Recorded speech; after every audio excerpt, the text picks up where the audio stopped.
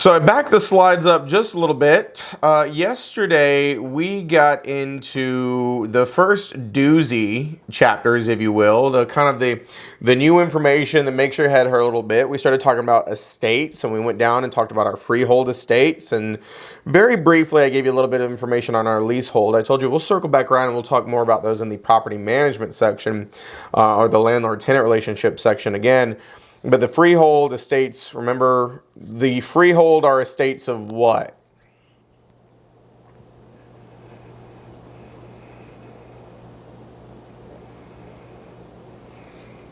Let's just backtrack a little bit. What does the word estate mean? You're like, Seth, I didn't know there was going to be a pop quiz. I'm trying to eat dinner, dog. What you doing to me? It's 6 o'clock. I'm just trying to eat my snacks. Why are you going to give us a pop quiz as soon as we walk in here? What's the relationship or interest on beautiful property? Estate is what level of interest or relationship do you have in a property. And so the broad categories were freehold estates and non-freehold estates. So freehold estates are estates of what? What kind of relationship do you have if you have a freehold estate? You have ownership. Ownership. There you go. Freehold estates are states of ownership. I own it. Versus non-freehold estates, which are estates of what? Leasehold. There you go.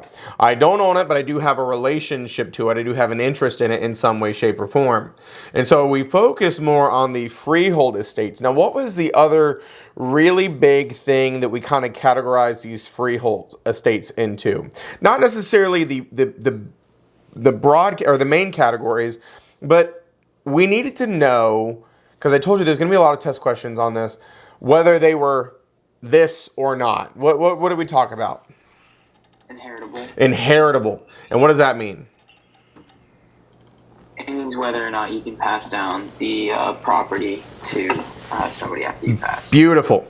We needed to know of these freehold estates because they were all estates of ownership.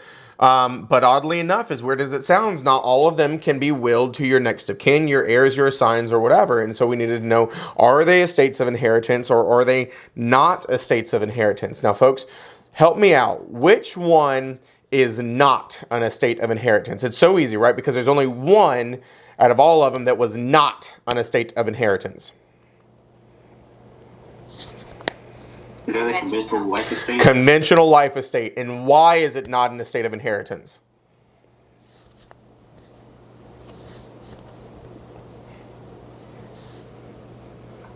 It's for a measured life. It's for a measured life. And who's the measuring life? The person that has the conventional life estate. There you go. The life tenant and the measuring life are the same person, which is why it's not an estate of inheritance. You own it so long as you are alive. And so your will doesn't kick in until you die. And so the second you die, it's not yours to own anymore, which is why a conventional life estate is not an estate of inheritance. All the other ones are, right? As weird as it is, the fee simple absolute, highest and best form of ownership. Okay, you can do whatever you want with your property. You own it for as long as you want within the scope of public and private land use controls. You can, of course, will that. Fee simple defeasible, also called what? Qualified fee, also an estate of inheritance. Now, the only rule is you can only give what you had. And so if you own a property that you can only use as a horse farm, you can will it, but whoever inherits it will only be able to use it as a horse farm, right? So that was the big two categories within defeasible. There was fee simple determinable, says you have to do this one thing. And then there was fee simple subject to a condition subsequent that says you can't do this one thing. Do whatever else, though. Okay, and then we took it and we talked about the other life estate as well. The other life estate was called the life estate what? Pure estate. Close enough, Stephanie. Per ultra V. Per ultra V. There you go. That's it. And what does that mean? What does per ultra V mean? It means your owner, lot tenant, and You're measuring life for different people. There you go. Per ultra V translates to for the life of another. Stephanie, you own this so long as Adriana is alive. Okay, the measuring life and the life tenant are different people, which is why these are potentially estates of inheritance. Stephanie, you own this so long as Adriana is alive. If Stephanie kicks the bucket and Adriana is alive, it's still Stephanie's to own. She's just dead. And so if she wills it to her kids or whoever, they would continue to own it. How long? As long as Adriana's alive. As long as Adriana's alive. There you go. That's exactly right. So we talked about these freehold estates. I gave you a real brief rundown on the non-freehold estates. And then we've kind of changed directions, and we're talking about numbers of owners, okay? Don't confuse this. This is not the same as estates. All of this stuff is still outlined on the deed, right? Those estates, what level of interest or relationship you have to a property is outlined on the deed, and how many owners would also be outlined on the deed. And so this is where we left off last night as we started talking about this distinguishing comparison between ownership and severalty and the different types of concurrent ownership. Now, folks, concurrent ownership just means what?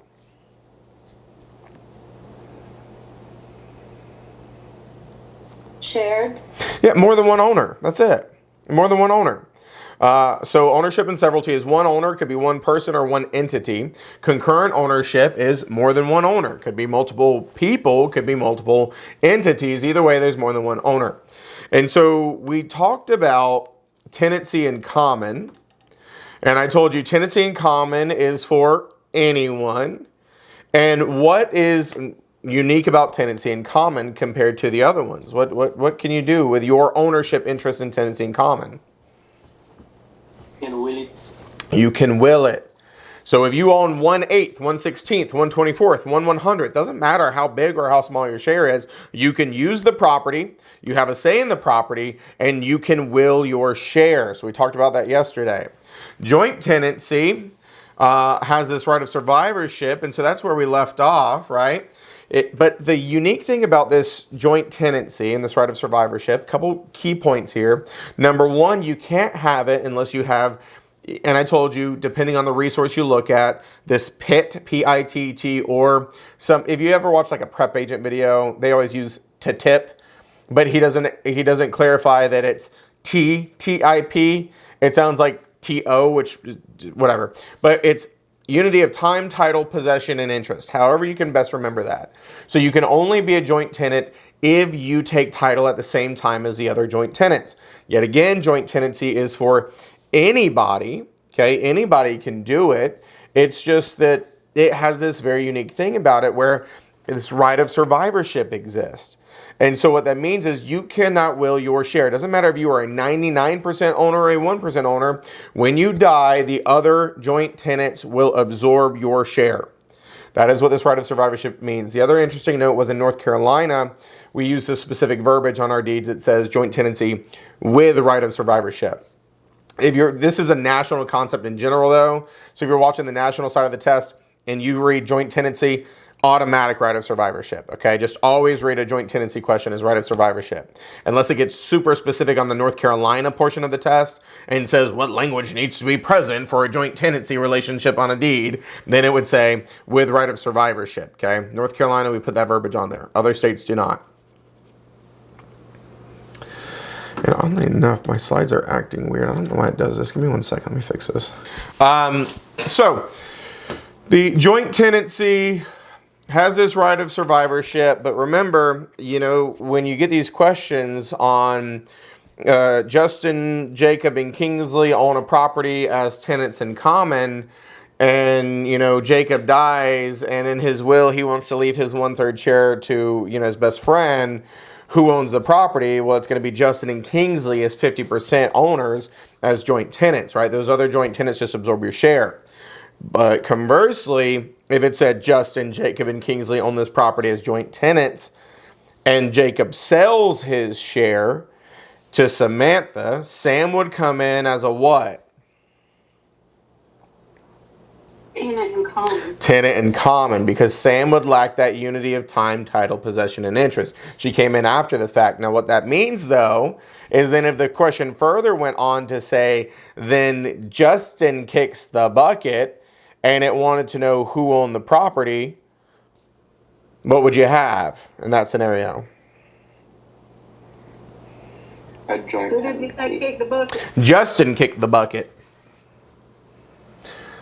So it was, So you would have It would be a tenancy in common at that point. it would be a tenancy in common, and so who would own how much? See how good your brains work, because I haven't given you a visual. You just got to keep it straight. It was Justin, Jacob, and Kingsley. Jacob sold his share to Sam, and then Justin died. Sam would still just have 1/3 Correct. of the ownership, and the other person would have the other 2/3. Nailed it. So Kingsley would absorb the other joint tenant's share, the 1/3. And so Kingsley would be a 2/3 tenant in common owner. He would automatically convert to a tenant in common because you cannot have just one joint tenant. So now that it's down to two people, one's a tenant in common. And I'm going to give you a scenario to practice this in just a second. So the last one that we didn't really get into last night is tenancy by the entirety. And so where joint tenancy and tenancy in common, or for anybody, you can be friends, acquaintances, strangers, business partners, doesn't matter. There's no relationship needed for those. This one is only available to married persons, okay? And you have to be legally married at the time that you take title, meaning when you buy the property. Now, here's where people start to have a couple epiphanies in this pre-licensing class and a little bit of scary moments of their past. Understand this. If you own a property right now, okay, you own a house in severalty by yourself, and then you go on to the dating apps this weekend and you find the love of your life, and a couple months later you get married. They do not automatically become tenants by the entirety with you on your property, but please know this. They do have a marital interest in your property. And so they still have some say and some control to some extent. In North Carolina, we like to articulate it that we are a 1 to buy, 2 to sell state. Even though you may have bought it by yourself, if you get married, we need both your signatures before you can convey clear title. Now, it's not tenancy by the entirety. This will never happen accidentally, and it will never happen automatically. So the only way to get this, if you own a property by yourself and then you get married, you could do this, but you would have to hire an attorney to just draft a new deed and record a new deed. The Register of Deeds is never updated without somebody doing something to it. And we're going to talk more about the Register of Deeds in a moment, or in a little bit. So if you are married and you buy a house in North Carolina and you say nothing to the attorney, this is what you're going to get. If you're automatically married, or like if you're already married, this is what you're automatically going to take title as in North Carolina. It is the default. Now, could a married couple take title a different way? Sure. But it would involve supplemental documentation and stuff from the attorney. Typically what's called a free trader agreement that allows married persons to, remove each other from the ownership. But if you are married and you buy a house, this is the default. Now, here's the big distinction between joint tenancy and this. Of course, it's for married couples only. With joint tenancy, can be for anybody. This does have a right of survivorship, just like joint tenancy, but this is a non-severable right of survivorship. You cannot sell off your share from your spouse. You see the difference there. This is a non-severable right of survivorship. The only way to remove tenancy by the entirety is termination, death, divorce, or mutual agreement. What you got, Justin? So how does this work if someone has a prenup? If you have a prenuptial agreement, well, it would depend on the scenario. If you have a prenuptial agreement and then you buy a property after you get married, your prenup is tossed out the window, right? It's in the name. A prenup is the things we had prenuptials are mine and yours. Meaning, if I own 17 houses before we get married, those are still my 17 houses. You have no interest in them. But prenup doesn't protect you after you're married. So if you have a prenuptial agreement, you get married and you go buy a house together, you will get tenancy by the entirety. You will both own it. Prenups are for things you had before you were married.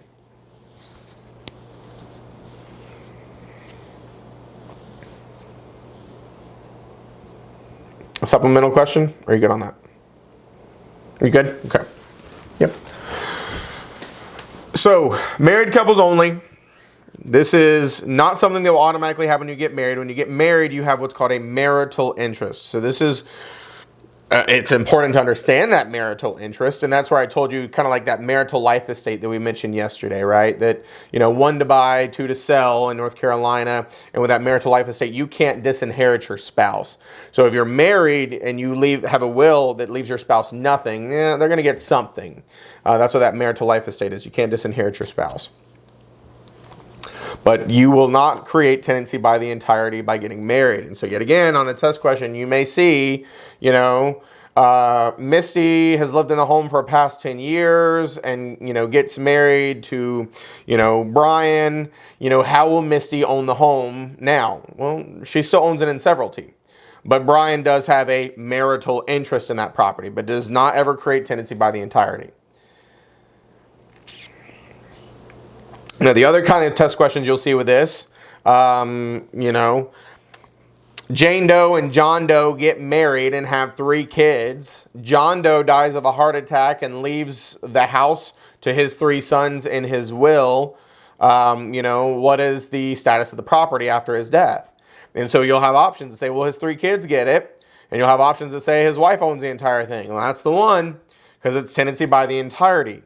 If they owned it as tenants by the entirety, his wife would have just absorbed it. She becomes the owner in severalty. And this happens in real estate, folks. Nobody needs to do anything if they own tenancy by the entirety to sell their house. I had this happen last year. I helped the lady sell her house. She had been in that house for like 12 years. Her husband passed away like 10 years ago, but they own the house as tenants by the entirety. So his name was still on the deed. That's okay. You know why? When she goes to sell it, we just need a copy of his death certificate. And we know that she is the sole owner. It's just the way that things kind of flow that we can say, okay, even though he's on here, we know he's passed away, so she's the sole owner.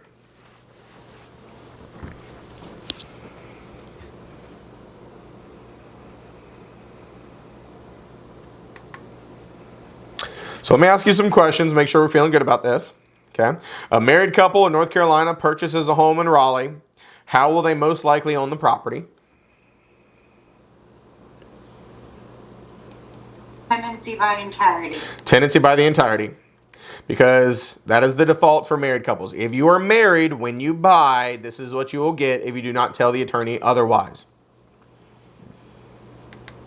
How about this one? If the husband in that scenario passes away and leaves the home to his son in his will, who will own the property? His surviving spouse. His surviving spouse. There you go. Because they bought the house married, defaulted to tenancy by the entirety. When he passed away, it stopped being his and she absorbed all of it. She is the owner in severalty. His will be ignored. This is probate, right? That's the whole purpose of this, to kind of go through the process. How about this one?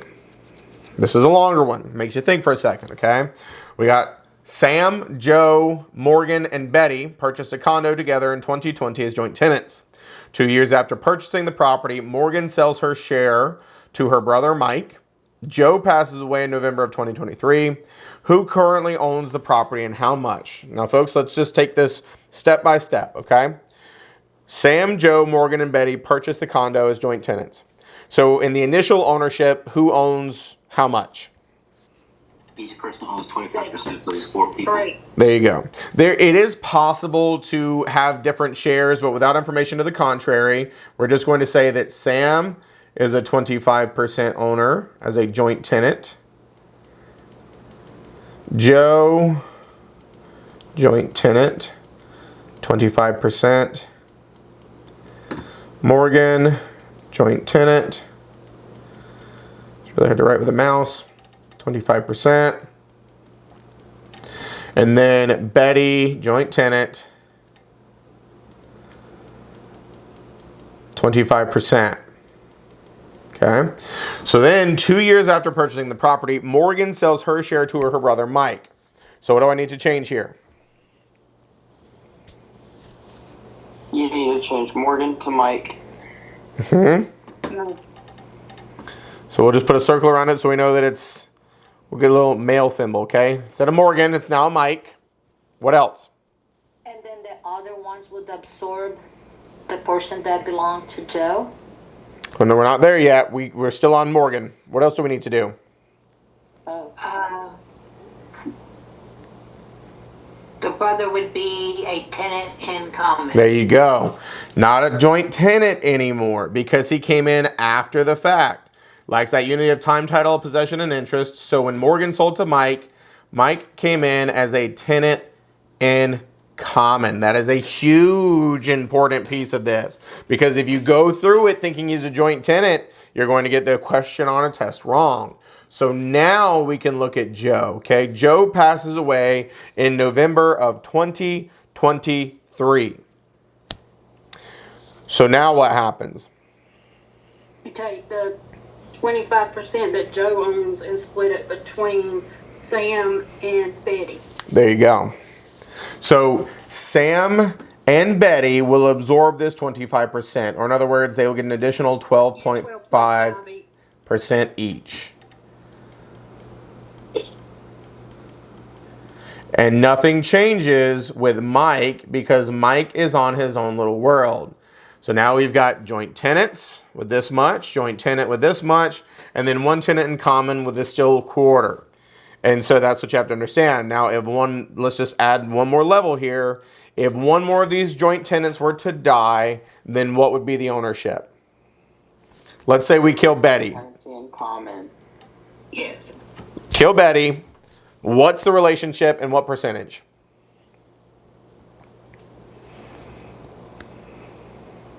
Betty's would go to Sam's. Betty's would go to Sam, and so I'll help you out here. That's 75%. There you go.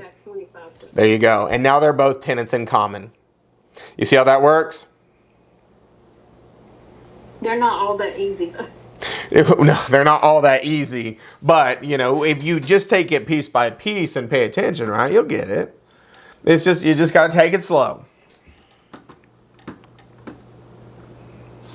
Can you explain that to me just a little again? Sorry, because I remember last time this was a little confusing for me too.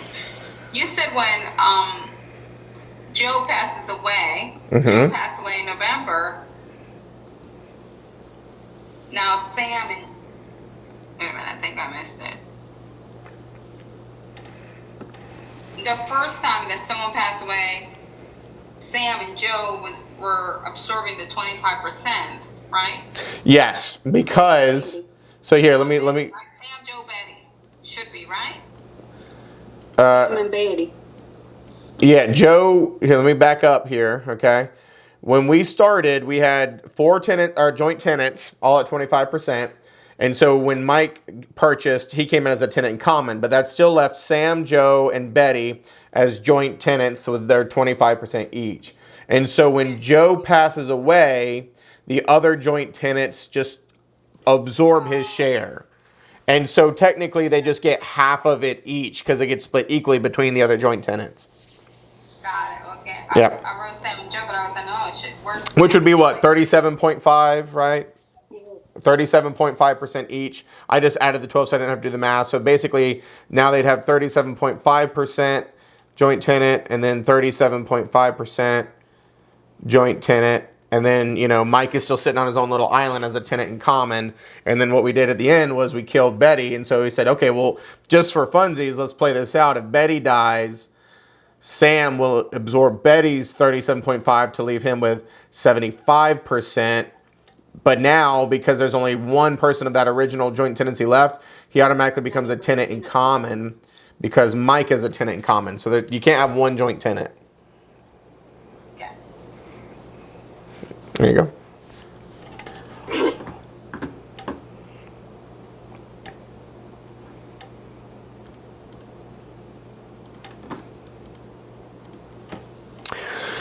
So, folks, everything that we just talked about, the estates, the concurrent ownership, it's all extremely testable. You will see questions on it. But it's not a lot of questions in any way, shape, and form. I'm sorry, Sam. Can you have tenancy in common with more than 2 people? Yeah, you can have tenancy in common with 1,000 people. You can have joint tenancy with 1,000 people. You can have, there's no limit to the number that you could have on these things. Now, let me also point out something that could be a silly test question, folks. And it sounds like I'm joking, but just in case, so we're on the same page here. If you see this on a test, if you were to get a question like, of the different types of concurrent ownership, which one could a brother and sister not have? Spoiler alert, the answer is tenancy by the entirety, because it is illegal to marry your sibling, except in Alabama and West Virginia. No, I'm kidding. It's illegal in every state. It's a joke. Okay, don't come at me. It's a joke. All right. So just be aware of that. Which one of these would be illegal for a brother and sister, or would not be possible for a brother and sister? Tenancy by the entirety. Okay, because tenancy in common is for anybody. Joint tenancy is for anybody. But tenancy by the entirety is for legally married persons, not married in the eyes of God, married under the possum tree in Alabama or whatever. It's legally married. All right. Or whatever it is. Just kidding. I like Alabama and West Virginia. Just mess.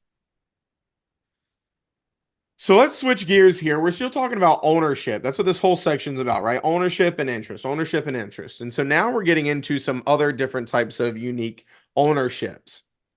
Okay, and these are all very specific. Yet again, testable, not a crazy amount of questions. I'm going to go through these a little bit faster because there are so many more important things to get into tonight. And I just don't think this is a big use of our time to like spend 5 hours on these, especially since some of these are just flashcards. So I'll tell you the big important things, okay? So now we're talking about what we call common interest community ownership. Also sometimes referred to as hybrid ownership. You'll see why it's referred to as hybrid in just a second. And so the ones that we're going to talk about are condominium. You've heard that term before. Cooperative, sometimes called co-ops for short. Townhouses, you know what a townhouse is. And timeshares. Now, there's some specifics aside from what you know or what you think you know, but at least these words are somewhat familiar. So we're going to talk about each.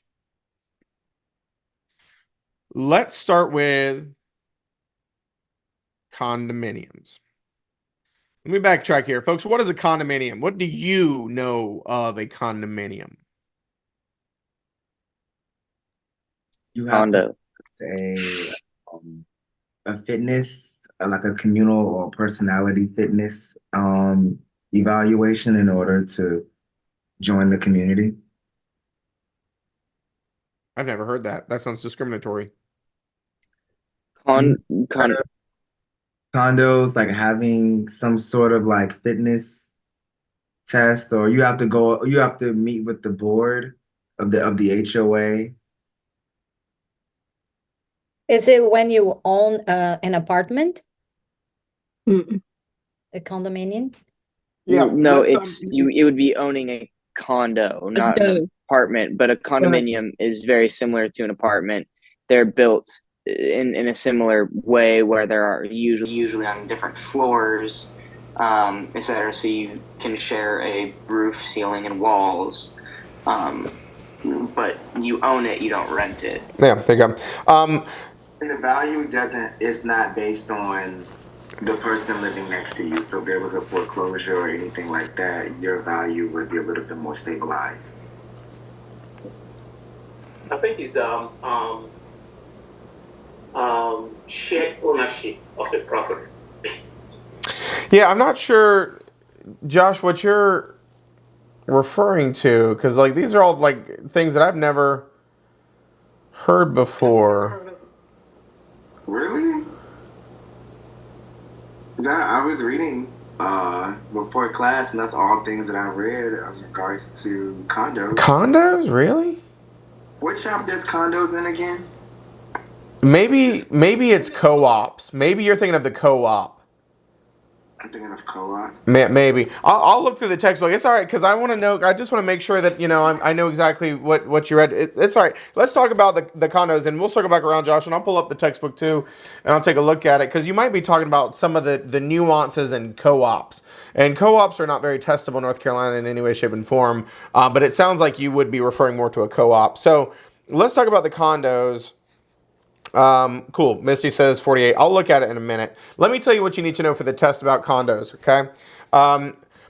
I kind of like where y'all were going with it because somebody said an apartment, and then Jacob added on to that and said it's not an apartment. But when I ask what a condo is, that's typically where everybody's brain goes. They say, well, it's like an apartment you own.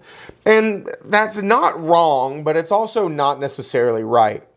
Here's the thing. A condominium is an ownership style, not an architectural style.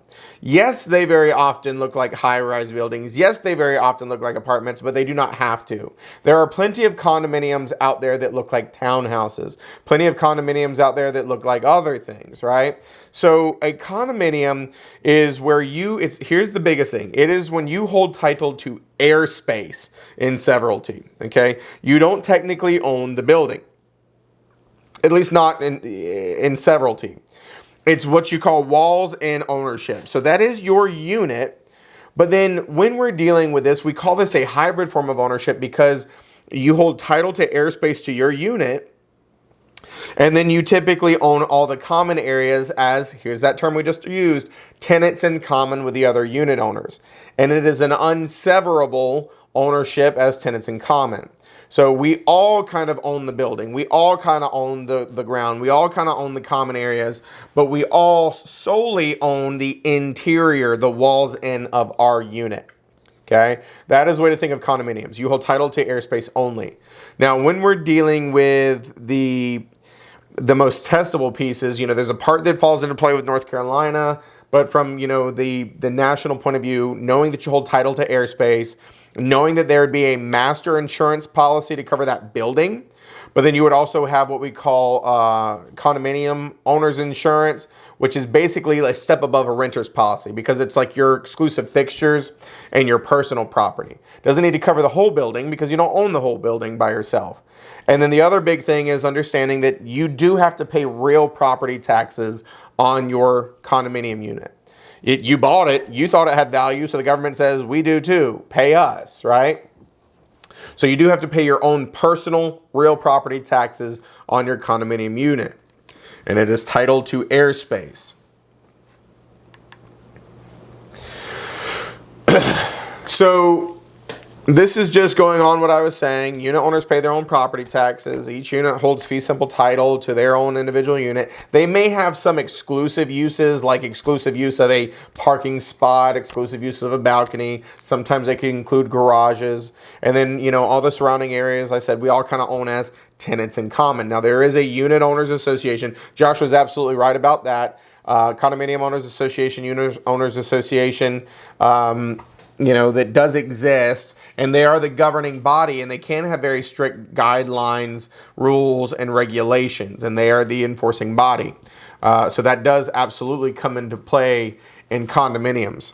But biggest things are title to airspace and severalty, tenants in common with the other areas, you pay your own real property taxes, and when we get into the insurance chapter, it's called an HO6 policy, is what a unit owner's insurance for condominium ownership. Like I said, it's basically exclusive insurance of your fixtures and your personal property.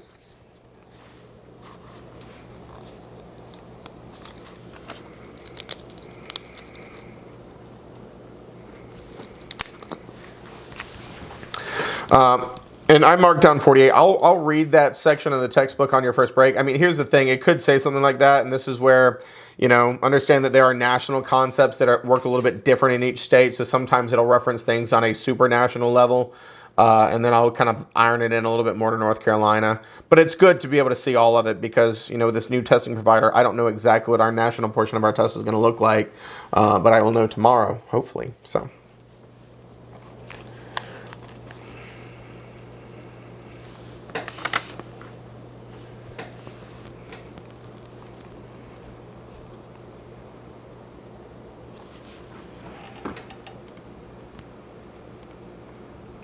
Oops. So the North Carolina piece of this, okay, because condominiums are a national concept for sure, but there is a North Carolina piece. We in North Carolina have something called the North Carolina Condominium Act of 1986. And so there are certain testable things because of this act in North Carolina. Now understand that this act applies to new construction condominiums only. New construction condominiums only. And what it basically requires is that the developer has to provide what's called a public offering statement, or in other words, a list of all the details prior to you contracting on the property. How many units it's going to be, what the HOA is going to be comprised of, what their powers are, all the bylaws, covenants, all the details. So they have to make it available to you prior to contracting on this new condominium, this public offering documentation. And for the purchase of new condominiums only, a buyer is given a 7-day rescission period in North Carolina. 7 days to change their mind and back out with no penalties. If it is a resale condo, they do not have that right. Resale condos just require them to be given a resale statement, but they do not have a 7-day rescission period. So if you see a test question that says how many days does somebody have to rescind or back out of a new construction condo in North Carolina, 7 days. If you get a question that says how many days do you have to back out of a resale condominium, 0. What you got, Stephanie? No. Oh, nothing? I got you. Okay.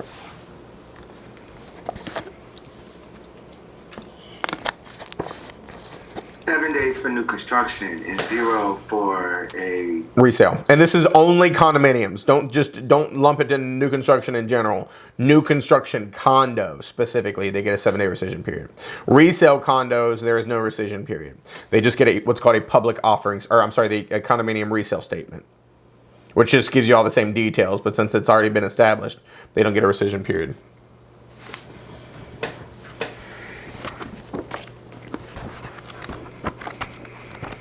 I'll give you a second to write those notes down.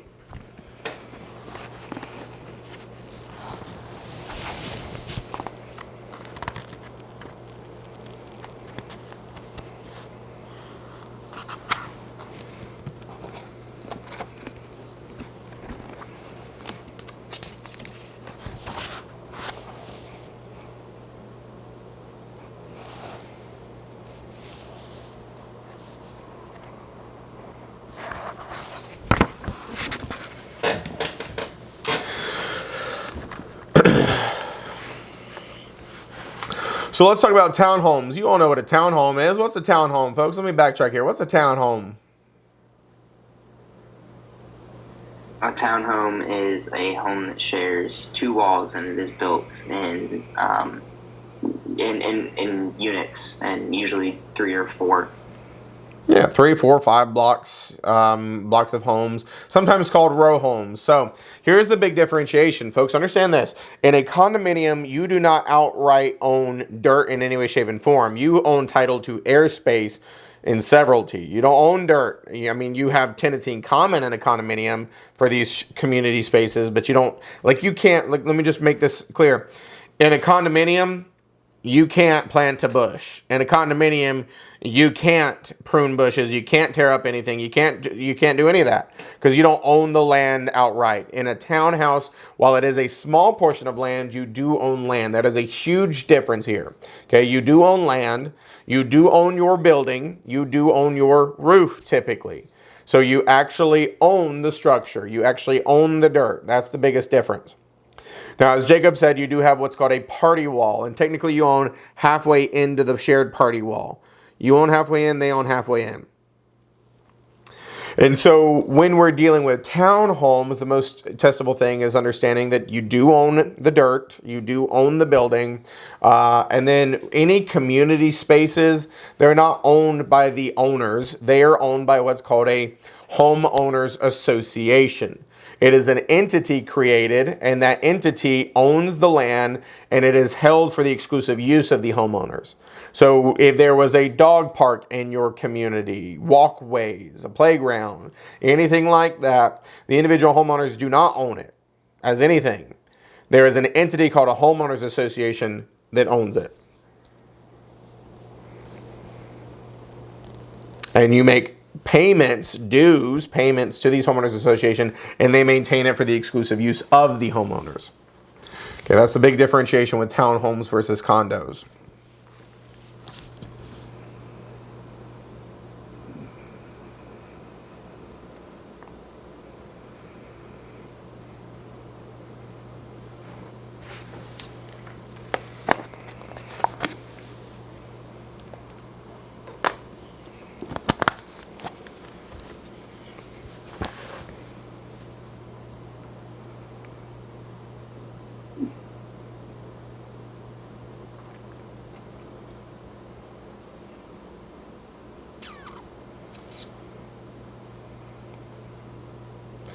Let's try to like gauge the room and see how frantically people are taking notes before I skip forward. Like I said, none of this is, I mean, this is, like I said, everything that I tell you is testable, but there's not like a whole lot of questions about these sections that we're talking about right now.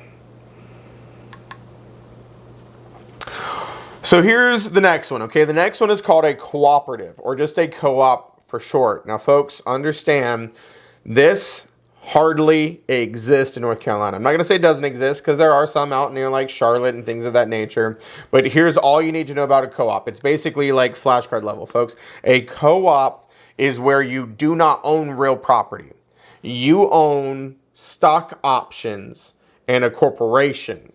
And because you own those stock options, it gives you a proprietary lease to utilize the property. Now, this might have been where Joshua was going, because in a co-op, there is sometimes a little more structure in the inhabitants of a co-op, depending on who set it up, what business owns it, what the intended use of it was, but sometimes not. And so the biggest thing from a testable point of view for a co-op is you hold stock options, which is personal property, but the ownership of those stock options gives you a proprietary lease to use a unit in a building owned by a corporation.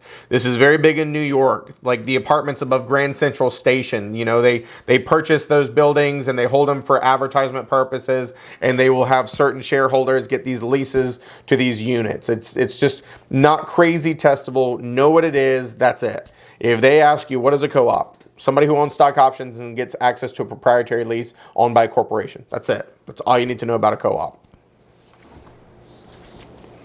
What you got, Kingsley? So is it just stock options or just stock? Just stock. I mean, it really is just owning stock. Okay. Yeah. Thanks. Yep. But actually, I want to add on to that question. You go ahead. These are, like, these shareholders, these wouldn't be people who, like, myself would just, like, purchase shares for a company like Amazon or so. These are people who are, like, deeply invested in the company. Yeah. And they're, like, on the board of directors, basically. Yeah, that's basically what it is.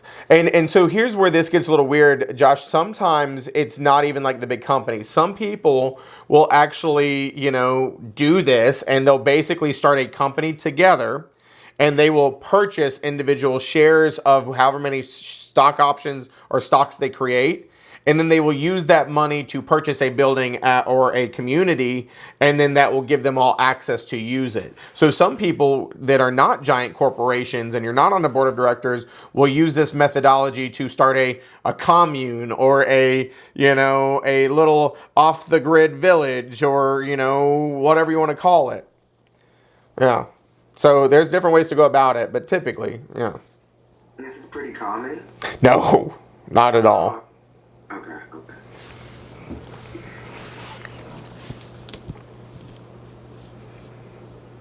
Yeah, that's not common in any way, shape, or form, especially in North Carolina.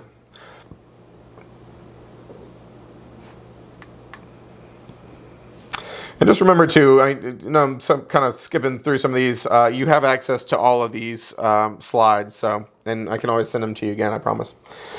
So here's arguably the most testable one, hands down. I don't know why, but it is. Okay, timeshares, folks. You know what a timeshare is too. Tell me what you know about timeshares. I'm not sure what you said, Misty, but it didn't look like you were fond of them. In the property, but you can only utilize it at a certain period. There you go. It's shared interest. Yeah. Were you gonna add something, Stephanie? Well, I was going to say it's when you purchase something, but you have other people that also purchase, and you have specific times that you can use it throughout the year. There you go. Timeshares are what we call like a fractional ownership, okay? It's when you basically take a building. The old school timeshare was you take a building and you divide up ownership into, a couple of days or a week or a couple of weeks, and you sell those individual time periods to people. And so you own your time period, all right? And so the real world thing that you need to know about them is that they are typically a terrible deal. They have fees out the yin yang. They are money pits and they use high pressure sales tactics. Okay. But from a testable point of view, you need to know some different things about timeshares. Okay. What are you going to say, Misty? I bought a timeshare and never went, but had to pay for it. Oh, yeah. They're a terrible idea. Uh-huh. So when we're dealing with timeshares nowadays, you know, they've changed a little bit. A lot of the heavy hitter hospitality groups are in this, and they utilize a point system, but it's still technically a timeshare. Now, from a North Carolina point of view, we have a timeshare act. So you need to know that a timeshare is just a fractional ownership, the right to use a property for a certain period of time. I'm going to teach you the North Carolina piece in just a second. What you got, Adriana? Is a timeshare considered estate in years? I know, because an estate for years is a leasehold estate. Technically, this is ownership, but it is ownership of a week only. And so it's kind of, it doesn't necessarily fall into that category. Okay. Yeah. Thank you. Mm-hmm. So here's what I need you to know for North Carolina. Okay, in North Carolina, we have the North Carolina Condominium Act. I'm sorry, the Condominium Act. We have the Condominium Act. Please don't confuse it with the Timeshare Act like I just did. We have the North Carolina Timeshare Act. Okay, and so one of the things that the act does is it defines a timeshare. Okay, now, folks, when you are taking the test for the North Carolina portion, you need to think this number up at the top. It is what I call the 555-500 rule. It's like one of those infomercials that's trying to sell you something. Call 555-500 now. That's right, 555-500. Call 555-500 right now to get your free gift. If you think the 555-500 rule, you're going to be in good shape for timeshares, okay? Because the North Carolina Timeshare Act defines a timeshare as 5 or more periods over at least 5 years. Okay, so there's a definition, and that's your first 2 5s. So I'm going to circle that. Okay, first 2 5s, 5 or more periods over at least 5 years. You have a 5-day rescission period on the purchase of any timeshare. Please do not confuse that with the 7 days on new condominiums only. 5-day rescission period on the purchase of timeshares. And then North Carolina Real Estate Commission will fine timeshare developers fines of $500 per violation of the North Carolina Timeshare Act with no maximum. And so the reason why, if you remember the 555-500 rule, the other thing is, if you remember the definition of a timeshare, 5 or more periods over at least 5 years, adding them together, all monies have to remain in an escrow account for 10 days. Now, an escrow account is also called a trust account. It is where we hold monies in the midst of a transaction going through. We're going to talk more about trust accounts later. So North Carolina, this is extremely testable. This is part of license law and commission rules. So you need to remember for North Carolina, not the national, 555-500. Definition of a timeshare is 5 or more periods over at least 5 years. 5-day rescission period on the purchase of all timeshares. $500 fines for any violation of the North Carolina Timeshare Act for a timeshare developer with no maximum. And then all monies have to be held in escrow for 10 days or until you rescind the contract, whichever occurs first.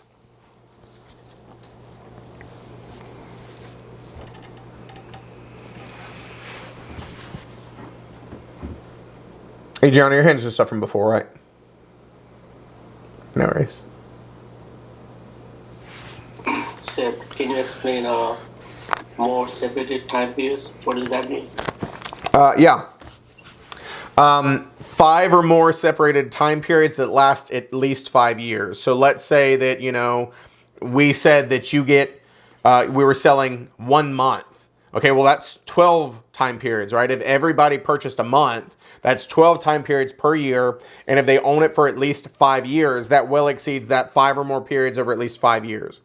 So if it has at least 5 different intervals that you have sold off ownership to, and it goes on for at least 5 years, it's a timeshare. So anything in excess of that would also be a timeshare. 7 periods over 7 years, 5 periods over 5 years, 10 periods over 20 years, all of these would constitute a timeshare. And so most of the time it's weeks. So most timeshares are 52 periods over forever. And so that definitely falls under a timeshare. Thank you. For sure. And this is 5 days to rescind the total agreement, or 5 days to rescind within that fourth or fifth separated time period. No. 5 days to rescind the purchase agreement. So, yeah, the purchase agreement. So, like if I said, if I went to one of those presentations and said, oh, yeah, I'm going to sign this contract to buy a timeshare, I have 5 days from the time I signed that contract in North Carolina to back out with no penalties. Yep. 5 days for the purchase agreement. So, when you hear timeshares for North Carolina, think 555-500 rule. And then the escrow is just the definition of the timeshare combined. Okay, 5 or more periods over at least 5 years.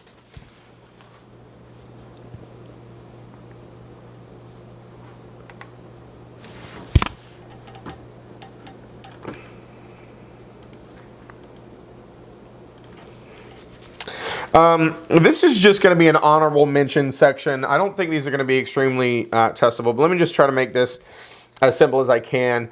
We're going to talk about a very specific financing instrument in the financing chapter that deals with a deed of trust or, some type of trust. But folks, all a trust is basically a legal arrangement that sets up something to happen a certain way. And so there is what we call the trustor. Remember when we're looking at those O's and E's, who set up the trust, the trustee who oversees the trust, and then there's a beneficiary who gains the benefit of a trust. Now there are living trusts and there's what we call testamentary trusts, which kick in after people die. But let me just give you an example of this in the easiest way I can, okay? Let's say that you had several $1,000,000 in the bank, and you also had multi-million-dollars worth of real estate. And let's say that you had one kid, and you were aging, and you were worried about passing away. Well, let's say that your one kid, and just follow along with me here, was a drug addict, had a major problem. Folks, what would happen if you passed away and you left your kid, who is a major drug addict, $8 million and $3 million worth of real estate? They'd be dead. You can't give somebody a drug problem that much money, they will be dead. So you could set up a trust where you said the trustee will maintain this money and pay the living expenses for my surviving child. And you could also put conditions in there that say, if they've ever been clean for 5 years straight and it's verifiable and provable, that the trust can be dissolved and then they can have the assets. That's what a trust is. It is a legal arrangement that somebody, the trustee, oversees on behalf of a beneficiary.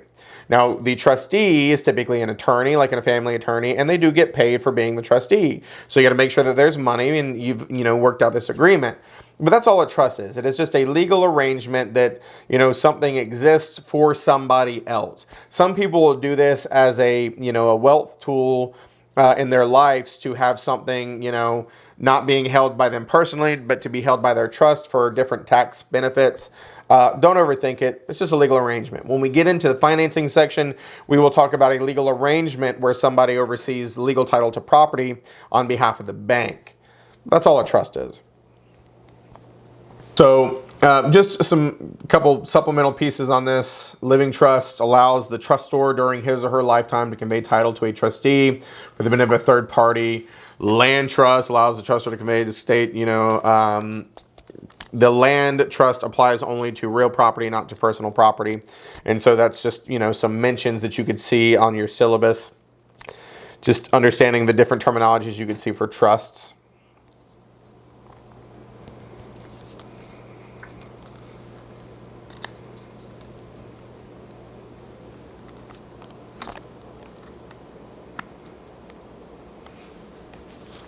And I told you, some people do this for financial reasons in their life. It's not necessarily the relationship that I gave you.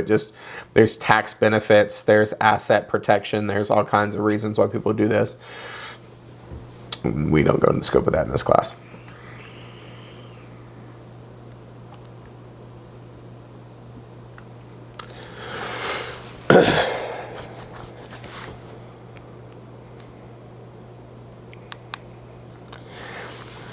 So let's take this a step further as we start building on the layers and layers and layers of things that you have to know. I've already mentioned this word to you. What did I say an encumbrance was? Encumbrance is something that runs with the property but is negative. It's a limitation of what you can do. Yeah, it's some type of limitation. So think of it as that first, because most encumbrances are appurtenances, but not all of them. Most encumbrances are appurtenances, but not all of them. So as Jacob just said, it is some type of limitation, hindrance, negative thing on a property, okay? And so there are several different types we need to talk about. Now, we can really break them into two main categories, what we call financial encumbrances and physical encumbrances, meaning money is owed versus what you can and can't do with the property.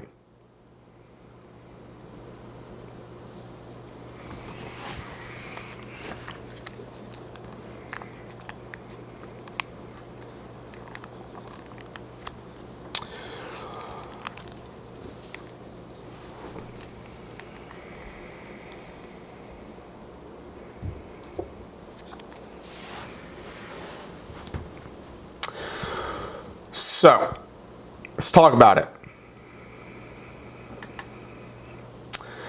When we are talking about these encumbrances, there are two very prominent examples, and we've already talked about them a little bit, but we're going to talk more and more about them. Let's talk about this word lien that you see on this slide here, okay? Before I even talk about the lien itself, what word does the word lien kind of sound like?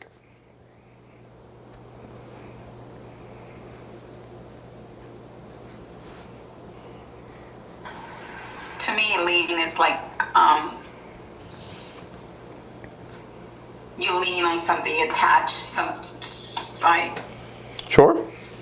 I guess if I'm thinking of. Sure, yeah, I mean phonetically, right? Lien has that same thing. But I was going for the starts with an L, ends with an N, 4 letters, kind of sounds like loan, doesn't it? Yeah. So, but I mean, you know, to lean into something, that's good too. So let's talk about this, folks. A lien is the right for somebody to go after something because of a debt.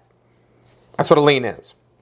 And so if you go and you borrow money to buy a house, the bank is going to put a lien on your property that says, if you stop paying us, we're going after the house to get our money. That's a lien. Now, if it attaches to a piece of real property, it's called a specific lien. If it's just going after all of a person's assets, it's called a general lien. But it is the right of a creditor to go after somebody or something to recover a debt that you owe them. That's a lien. And so a lien is a type of an encumbrance, because we can all agree if this house is sitting there with this document attached to it that says that banks can force the sale of this at any time if you're not paid, that's a limitation on the property. This property is collateral for a debt. That is a financial encumbrance. Now, an example of a physical encumbrance would be the deed restrictions. Can we all agree that there are properties right now that you are not allowed to have chickens? Yeah. While most of us may be okay with not having chickens, some people, Stephanie, would be very upset if they were not allowed to have their chickens. And so that is called a deed restriction. Sometimes part of your CC&Rs, which stands for covenants, conditions, restrictions. That is also an encumbrance. That is a physical encumbrance. Talking about what you can and can't do with the property. So financial encumbrances have to do with money. Physical encumbrances have to do with what you can and can't do with the property.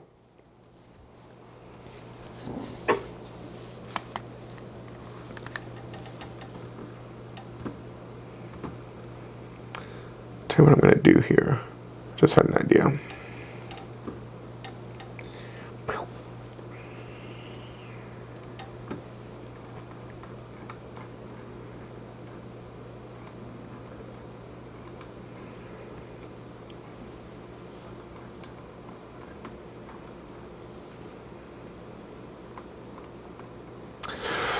So, let's keep going. Okay, a little more in depth here. You're almost to your first break, so don't let your brains hurt too much.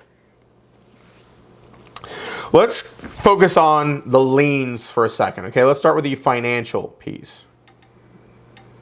Etc. These liens can be voluntary. They can also be involuntary. What type of liens do you think are voluntary? Like when you take out a loan to buy your car, you sign that you're agreeing to make a payment, so that's a voluntary. You're agreeing that you're going to do it. Well, that's exactly right. But let's take the car out of it, because the car, they technically hold the title to, until all is said and done. But when you buy a house, right, you're electing to do that. Stephanie, are the banks our friends? No, they just exist so that they can make money off of us. They lend us money so they can make money. And so if you want to buy a house, you have to agree to voluntarily let them put a lien against your property so that they know they're going to get their money. So when you're getting a mortgage, that would be a voluntary lien. But there are also liens that are involuntary. Let me give you an example, folks. Have you ever heard of real property taxes? Mm-hmm. When you own real estate, you have to pay real property taxes. And how often do you have to pay them? Yearly. Every stinking year. And if you don't pay him, Uncle Sam is going to get his, so he's going to put a lien on your property. So that would be an involuntary lien. You didn't accept it, but you didn't pay, and so it was going to happen. Okay, so liens can be voluntary or involuntary.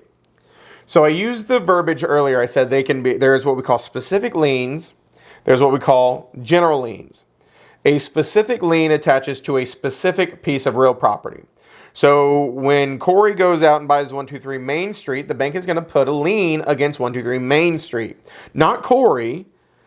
And so if Corey stops paying, they're going to go after 123 Main Street. They're going to sell it to make their money. Well, let me give you an example of a general lien. And I like to use them as an example for a couple different concepts in this class, but Johnny Depp and Amber Heard. When Amber Heard lost and owed Johnny all that money, they would have put a general lien against Amber Heard and would have gone after all of her assets. Her cars, her bank accounts, her income, her future assets. Now, her house might have been protected from that homestead exemption that we mentioned earlier because we weren't going to kick her on the streets. Remember, I told you about that.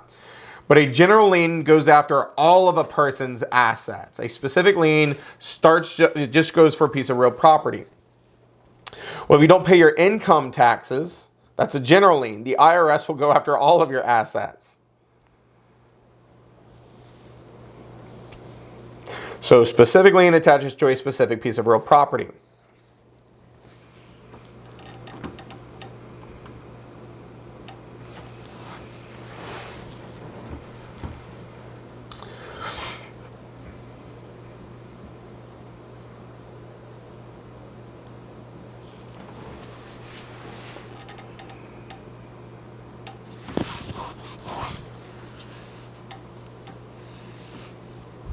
What you got, Adriana? I wanted to go back a little bit to the fee simple determinable that you're only allowed one use. So yesterday you mentioned that Samantha could only use the land as a horse farm. So that's an encumbrance? Yeah. That they have like a deed restriction? Absolutely, that's an encumbrance. That's a very big encumbrance. Okay. Yep. Thank you. And it is an appurtenant encumbrance, right? Because no matter who owns it, they are limited. It runs with the land. That's exactly right. That would be a type of encumbrance. Yep. Thank you. Absolutely. So let me give you some examples of the different type of liens that you need to be aware of. Okay, I told you there's some voluntary ones. The voluntary ones are the ones that you get when you borrow money to buy a house. Now, there are two different types. There is mortgages and there is a deed of trust. And this is where on day one, I told you that mortgage is a misnomer because while we use it in North Carolina, technically we don't have mortgages in North Carolina because they don't exist. Only lien theory states use mortgages. North Carolina is a title theory state. Hang on to that thought. I'm going to talk more about that in the financing chapter, and I'll give you a little bit more insight in a second. Those are voluntary liens, though. You elected to put them on your property because that's the only way you could borrow the money from the bank. The ones that are involuntary would be your real property tax liens. If you don't pay your taxes, the tax assessor will put a lien against your property. It's a specific lien because, once again, it's that property that you owe taxes on. So they'd put a lien on your property that says you have to pay us to be able to convey clear title. Well, let me talk about special assessments, folks. If you're not aware of special assessments, let me give you an example. I had a student in my class who lived in Oak Island. And historically, he was outside of the city limits of Oak Island, but he had an Oak Island address. Well, the city of Oak Island annexed their city limits out. In other words, they basically absorbed a deeper radius and they said, okay, you weren't part of the city limits, but now you are. And so they send him a notice in the mail and they say, congratulations, we just absorbed your area. You are now part of the city limits of Oak Island. Congratulations, now you have to pay city taxes on top of county taxes. And because you're in the city limits, we're required to provide you city sewer. And so they showed up and they installed sewer and then they sent him a bill and said, here's your $8,000 sewer attachment bill. That is called a special assessment. The government has the power to do stuff to your property and then bill you for it because they say, you're welcome. We just made your property more valuable by giving you sewer. And then they boop you. They go, boop. You're welcome. And so what they typically will do is they'll put it as a lien against your property. It says if you sell it, you got to pay this off. But otherwise, they basically will add, like, I think for his, there was like an extra $100 on his sewer bill for like 5 or 7 years or whatever it was to pay it off. But if he moved before then, he would have to pay it off as a lump sum. That's called a special assessment. They can do that with road widening. They can do that by adding sidewalks. Here's the thing, folks. Even an HOA, a homeowners association, can levy special assessments. Now, for the sake of this section, think more about the taxing authorities. But that's a special assessment. Now, mull those things over in your brain. Go take a break. Come back at 7:25. Whoop, whoop. So I want to explain something to y'all before I take this conversation any further, okay? Let me tell you about the Register of Deeds, because I've probably said it multiple times, and some of you may know what I'm talking about, and some of you may not. The Register of Deeds is basically a room in a county courthouse that has a lot of legal documents. And it is what we call the public record. If you wanted to right now, you could go to any Register of Deeds and just start looking up past deeds and other legal documents. Okay, so that's what we call the Register of Deeds. Now, in today's day and age, we do a lot of what's called digital recording. So when I say recording, it means registering a document at the Register of Deeds. And there's going to be some slides that kind of come with hand in hand with this in just a second. And so understand that when we're talking about, like transfer of title, and there's this deed that shows a transfer of title from grantor to grantee. Well, that new deed that shows the new grantee gets put in the public record, and that serves as public notice. In other words, if you wanted to know who owns, 123 Main Street right now, you can go down to the county courthouse and see who the current owner of record is. That's what I mean by the Register of Deeds. You basically record these for the public to see them, to be aware of them, and everything in between. And so liens also go into this public record. So there would be a document that stated that, if you were named as the grantee, that ownership was transferred potentially to you. But then there would also be these liens on the property that say, hey, they are the owner, but there's these rights of these third parties to come after this property because it's a specific lien attached to that property. They would show up in the public record as well. Okay, so now that you have like a little bit of insight, if we were dealing with, let's just give you an example of a back alley transaction, all right? Sandeep calls me up and he says, Seth, I have a house to sell. You want to buy it? I say, sure, Sandeep, sounds great. And so Sandeep and I meet at the library, and I give Sandeep $300,000 in cash, and he signs over the deed to me. And I go and I record a new deed. Well, folks, liens are appurtenant. If they're not resolved, if they're not taken care of, if they're not removed by the person you owe money, then they would still be on there. And so if there was a lien on Sandeep's property that said he owed somebody money, and if he stopped paying, these people could come after it, and we did nothing to resolve it, but I now own this property, it's now my problem. Okay, that's what we mean by specific liens. It's not Sandeep's problem anymore because it's not Sandeep's house that's about to get stolen if he stops paying. It's my house that's about to get stolen or, sold at auction or whatever you want to call it if he stops paying. So that's what these specific liens are. They attach to a specific piece of property. So a real property tax lien is when you don't pay your real property tax bill. They'd attach it to your property saying you better pay us. Special assessments they attach because they did something to improve your property like sewer, sidewalks, or something like that. And then a mechanics lien is a lien that a contractor has a right to put on your house because they did work on your house. So we're going to talk more about that one in a second. But these are all specific liens. And now, go ahead, Kirsten. Sorry, yeah, I have a question about that. So, is it the realtor's responsibility, or the broker, excuse me, is it the broker's responsibility during the due diligence period to uncover if there are any of these liens on a property? No, that would be by way of a title search. And in North Carolina, we utilize attorneys to handle our settlement meetings, and our attorneys do title searches, and they will give an opinion of title. We're going to talk a little bit about that. In other states, use a title company to do a title search, but it is outside the broker's scope of authority to be able to do a title search or to give an opinion of title. Excellent question.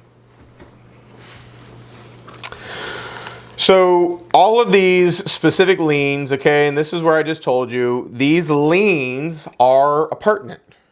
They would run with the land if they were not satisfied. Now, this is where I said to Jacob earlier, okay? A lot of encumbrances are appurtenances, but not all of them. So let's just go ahead and put it out there. Folks, do you want to buy anybody's house at full price knowing that there is somebody that's not because of you that could sell that house out from under you, right? Jacob owns a house. He owes his bank $400,000. And because he owes his bank $400,000, they have a lien on 123 Main Street. Do any of you want to buy that house for $500,000 from Jacob knowing that there's money owed to this bank and they could just sell it out from under you at any time? No. And that's the thing. If not resolved, these liens would be appurtenant. They would run with the land.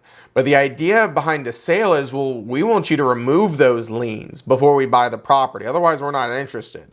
So that's why they're not always appurtenances. As long as you pay the debt off, they will satisfy this lien and they'll say, yep, you can sell it without us going after it. We're hands off.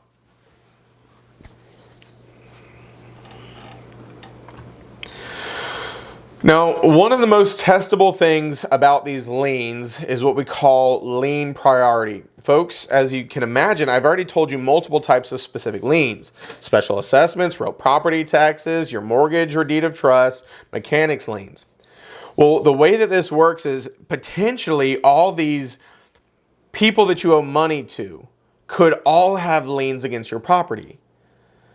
And so think about it as like an IOU. If you owe this person, then you owe this person, then you owe this person, you've got to pay them back in order that you owe them the money to. There is a priority. And so in North Carolina and a lot of states, it's what we call a PRE state. First come, first serve.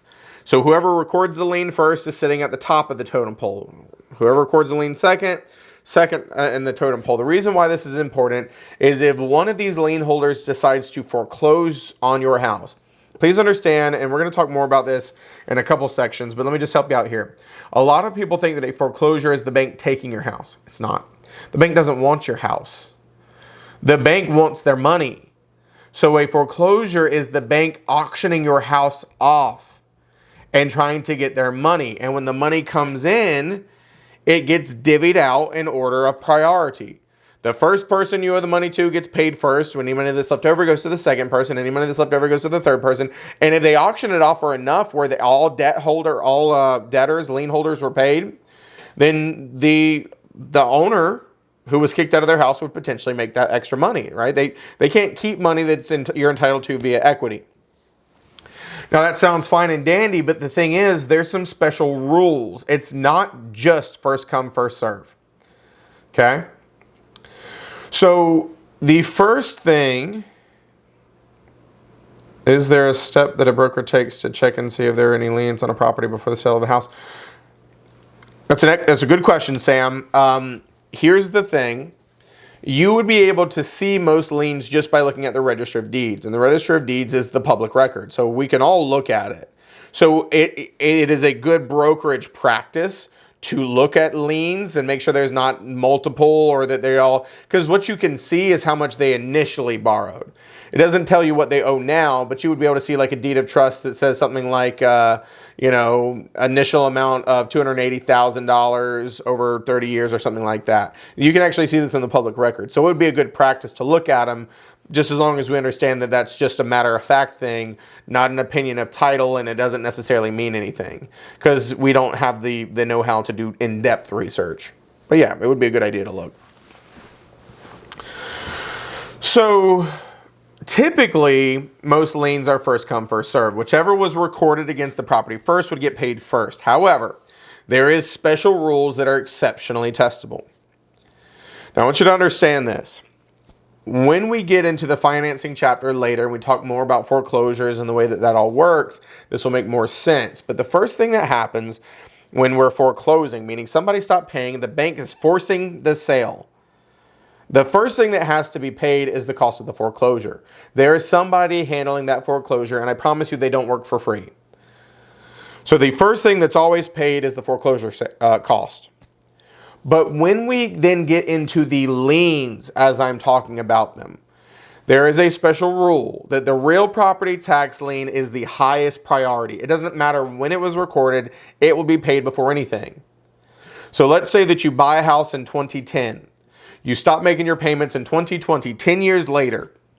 Well, your mortgage was recorded against your house in 2010. A decade later, you don't pay your taxes, and it gets attached as a real property tax lien. It doesn't matter that it was recorded 10 years later. Your real property taxes will always be paid first in a foreclosure auction. So the bank forecloses on you 10 years later after you bought the house. Cost of foreclosure gets paid first. Then the first lien that gets paid is real property taxes.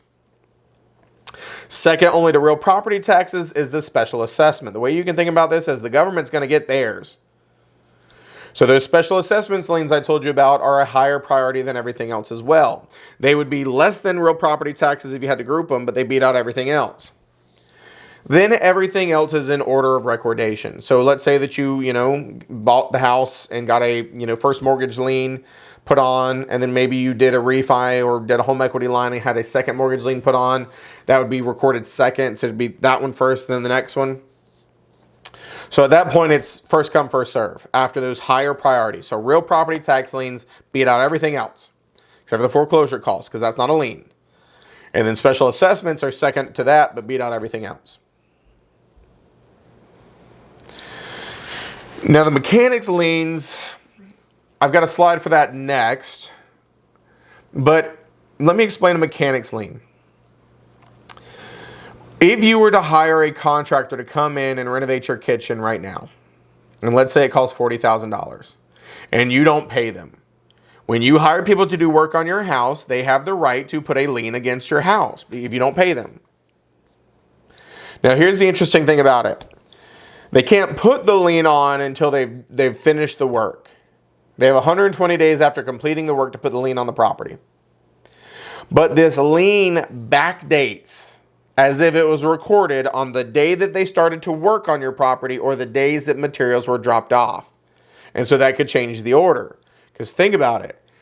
If you had labor started, let me just draw you a little timeline here and then I'll show you what I mean. And let's just use this year, okay? Let's say that you had a contractor come in and start work on your house on January 7th. And then you took out a home equity line of credit on, March 10th. And then this contractor didn't get finished until June. Well, when they record if you don't pay them, when they record their mechanics lien in June, it acts as if it was recorded on January 7th because it backdates to whenever the work was started or whenever materials were dropped off. So it would be a higher priority than that second mortgage lien.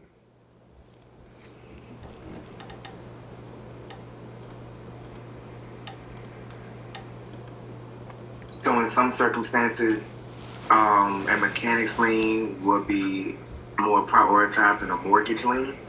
Probably not the primary mortgage lien ever, because that's the one that gets on when you buy it. Now, of course, that could change if it was a renovation project, a flip, or something like that. First mortgage. Yeah, and it really just depends on the dates. So you would need specific information. But that's not like a testable question. Yeah. No, I mean, mechanics liens are absolutely testable, but no, I mean, like, a mechanics lien beating out the first mortgage is probably never going to show up on the test because that's too complex. But it would be potentially the second mortgage, and the reason is, you could hire contractors to work on a house before you even own it in certain rare circumstances, and then that could be a whole different thing. Or if we were dealing with mechanics liens for people building new construction, right? Like individual contractors, if I own a piece of dirt, and I hire somebody to do foundation framing and all this, they could have mechanics liens that go on before the full mortgage lien is. So it's a whole, thing. So don't go down too many rabbit holes with it. Okay. Yeah. What you got, Jacob? Okay, this question is slightly off topic because I'm getting a little bit lost here. I'm not gonna lie, this one's getting me a little bit. Sure. When I went to go try to study today inside of our practice portal with all the practice tests and everything, the next thing that it had, the next unit, the unit 3, it looked like it was mostly math, and we hadn't gone over any of that yesterday. And so I didn't do anything yet because I figured that's probably what we were covering today. Is that online practice unit things, are those out of order compared to what we're doing now? No. Because this is not what was next. Yeah, hang tight. This is not your full financing lecture in any way, shape, or form. This is an itty-bitty piece of understanding liens, which is part of encumbrances. Okay? You're going to be taught more about liens in the financing chapter and some deeper chapters. Okay? It's just that some topics are so complex that you get introduced to them early and then you get built on them multiple times. We are just in encumbrances still, which is still very early on. It's just a slightly more in-depth conversation on encumbrances. We're going to get into that math very soon that you're talking about. Does that make sense? Yeah. Yep. Yeah. This is all still just conversations on liens, which are a type of encumbrance. Just like, as we're going to get into easements, encroachments, and other types of encumbrances real soon, which will move into public and private land use controls, descriptions, legal title, and all that jazz. So the math is just, kind of a standalone section within there. We just haven't gotten to the math within yet, because what we're going to get into very soon is tax math and transfer of title math. That's what you've seen. And that's coming up. And we're doing that today? Depending on timing, yes. So these are just, like I said, very unique concepts that kind of bleed over into a couple of different sections. Liens can be talked about in the financing section, and we'll talk about them more. But because they are a type of encumbrance, now is a really good time to give you this introduction to liens as a type of encumbrance. And so the mechanics lien is something that you could absolutely see on the test. And so it is the right of a contractor who does work on a house to put a lien on your property. Whether you realize it or not, they can. Now, they do have to record that lien within 120 days of completing the work. And even a mechanics lien has the right to, you ready for this? Foreclose on your property. If you don't pay your contractor, they could foreclose against you. Now, they only have 180 days from the time that they finish the job to make that decision. So they have to record that lien against your property and no more than 120 days after the work's done. And they would have to decide to foreclose against your property within 180 days. But please understand this. Just because they chose not to foreclose does not mean that you don't owe them the money. You absolutely still do. And it stays a lien on your property that would have to be resolved in order to, here's a terminology, convey clear title. Because as I'm telling you, nobody wants to buy your house with all these liens against it. And so when you sell a house, you satisfy all the liens, get them removed, and then somebody else takes clear title. Title without liens, title without issues. I have a quick question. For sure. I just want to make sure I'm not confused. So on the mechanics lien, they have 120 days from the last day of work or material provided.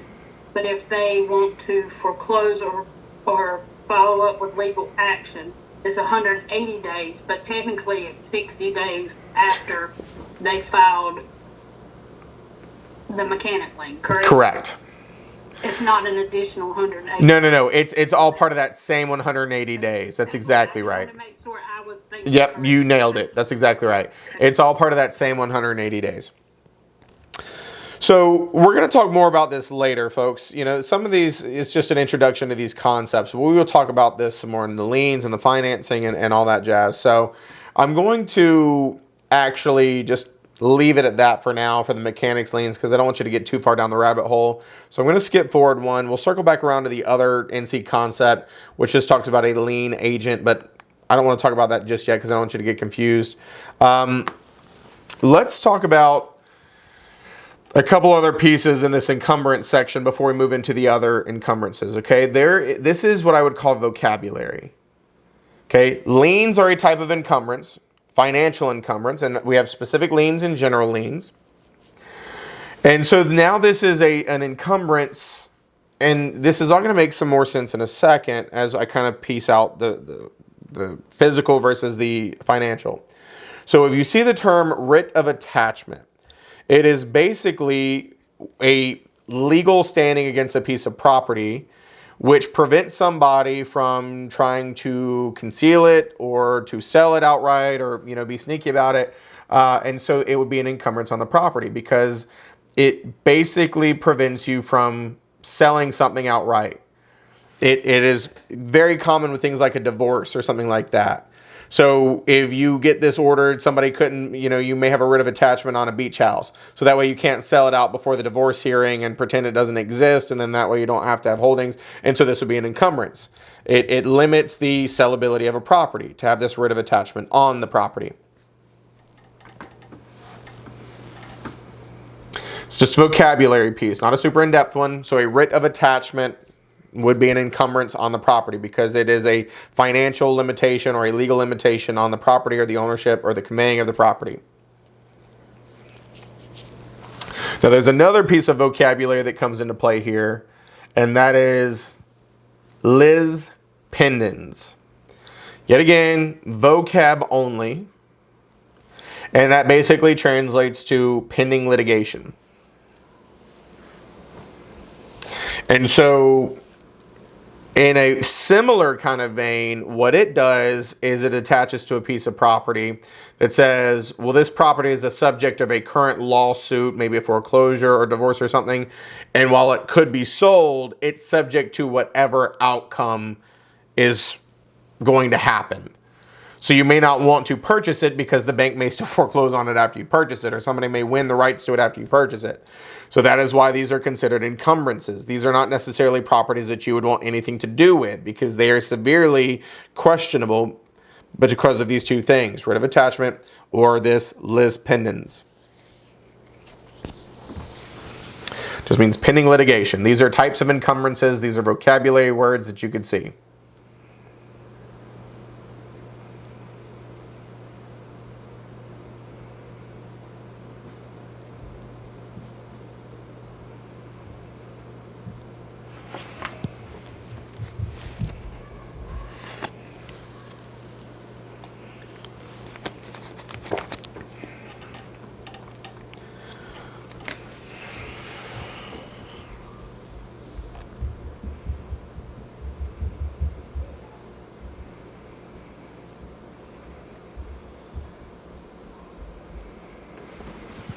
And while you're looking at this, I'm going to show y'all something really quick.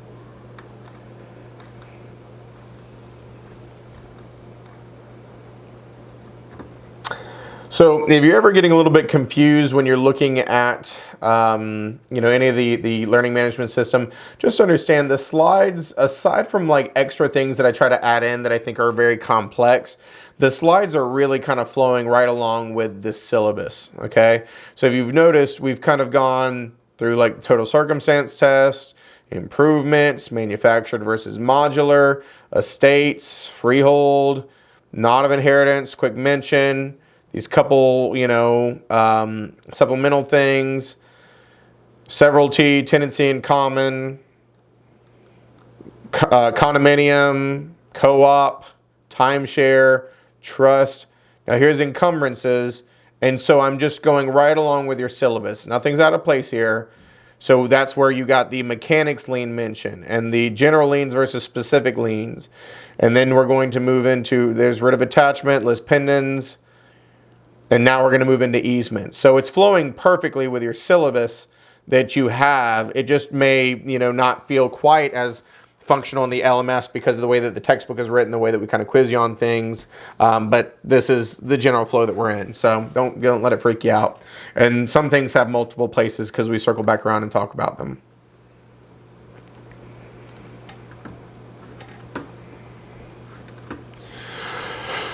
So let's switch gears here, okay? Let's talk about something that's a little more entertaining than liens, all right? Let's talk about other encumbrances that exist, and these are very testable. Start with easements. You've probably heard this term before, okay? Here's what you need to know about an easement.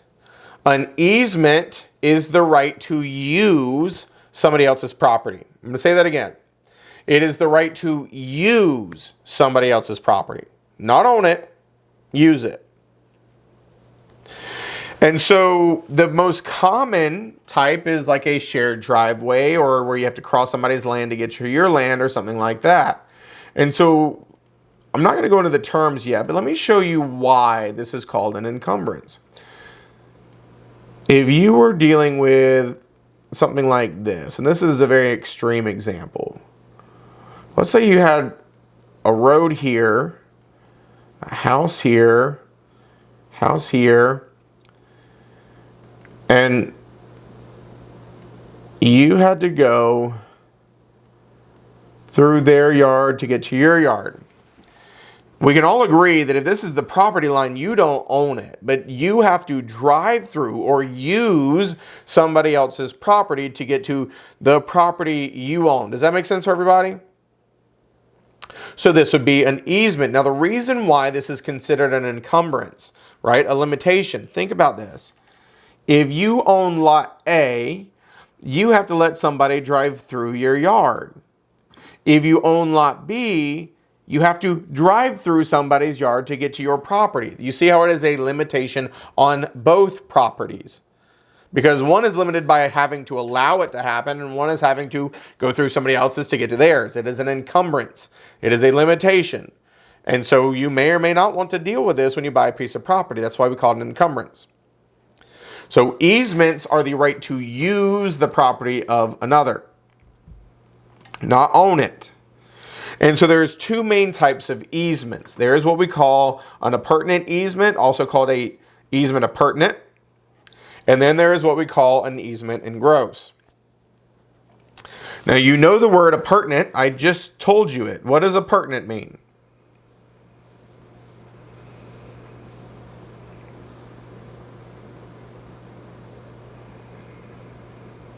Just the word appurtenant. What does it mean? Run with the land. Runs with the land. That's it. Don't overthink it. So an appurtenant easement involves two parcels of property. Oops. Okay, two parcels of property. So in that example I just gave you, that was an appurtenant easement. So we've got two adjacent pieces of property. One that gives a benefit and one that gets a benefit. Now, these are vocab words you need to know. The one that gets the benefit is called the dominant tenement. The one that gives the benefit is called the servient tenement. And the reason why this is called an appurtenant easement, in that picture that I just drew, let me bring it back up here. This beautiful art that it is. If Kingsley owns lot A and I own lot B, Kingsley has to let me drive through his yard to get to my house. If Kingsley sells to Josh, Josh has to let me drive through his yard to get to my house. If I sell to Dora, Dora gets to drive through Josh's yard to get to her house. It has nothing to do with the people, and it has everything to do with the property. This right was granted from lot B to lot A. And so whoever owns lot A has to give that benefit. Whoever owns lot B has to get that benefit. That is why it is called an appurtenant easement. It is about the properties. An appurtenant easement always has two parcels touching each other. That is an appurtenant easement.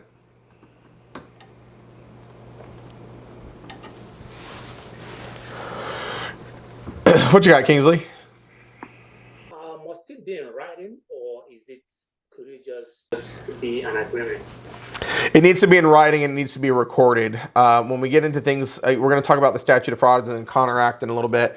But in order for it to maintain your right and to continue to use that right and to have it uncontested, it needs to be in writing and it needs to be recorded against the property.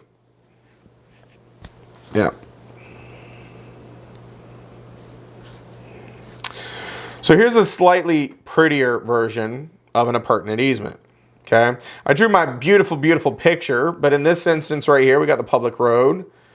Okay, we got an example with two dominant tenements and one servient tenement. That can happen. And so because they have this shared driveway, well, everybody who lives in lot 1 would have to drive over lot 2 to get there.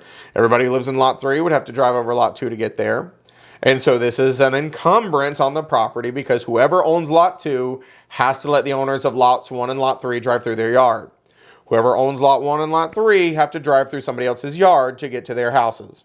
So this is absolutely an encumbrance. It's called an easement, the right to use.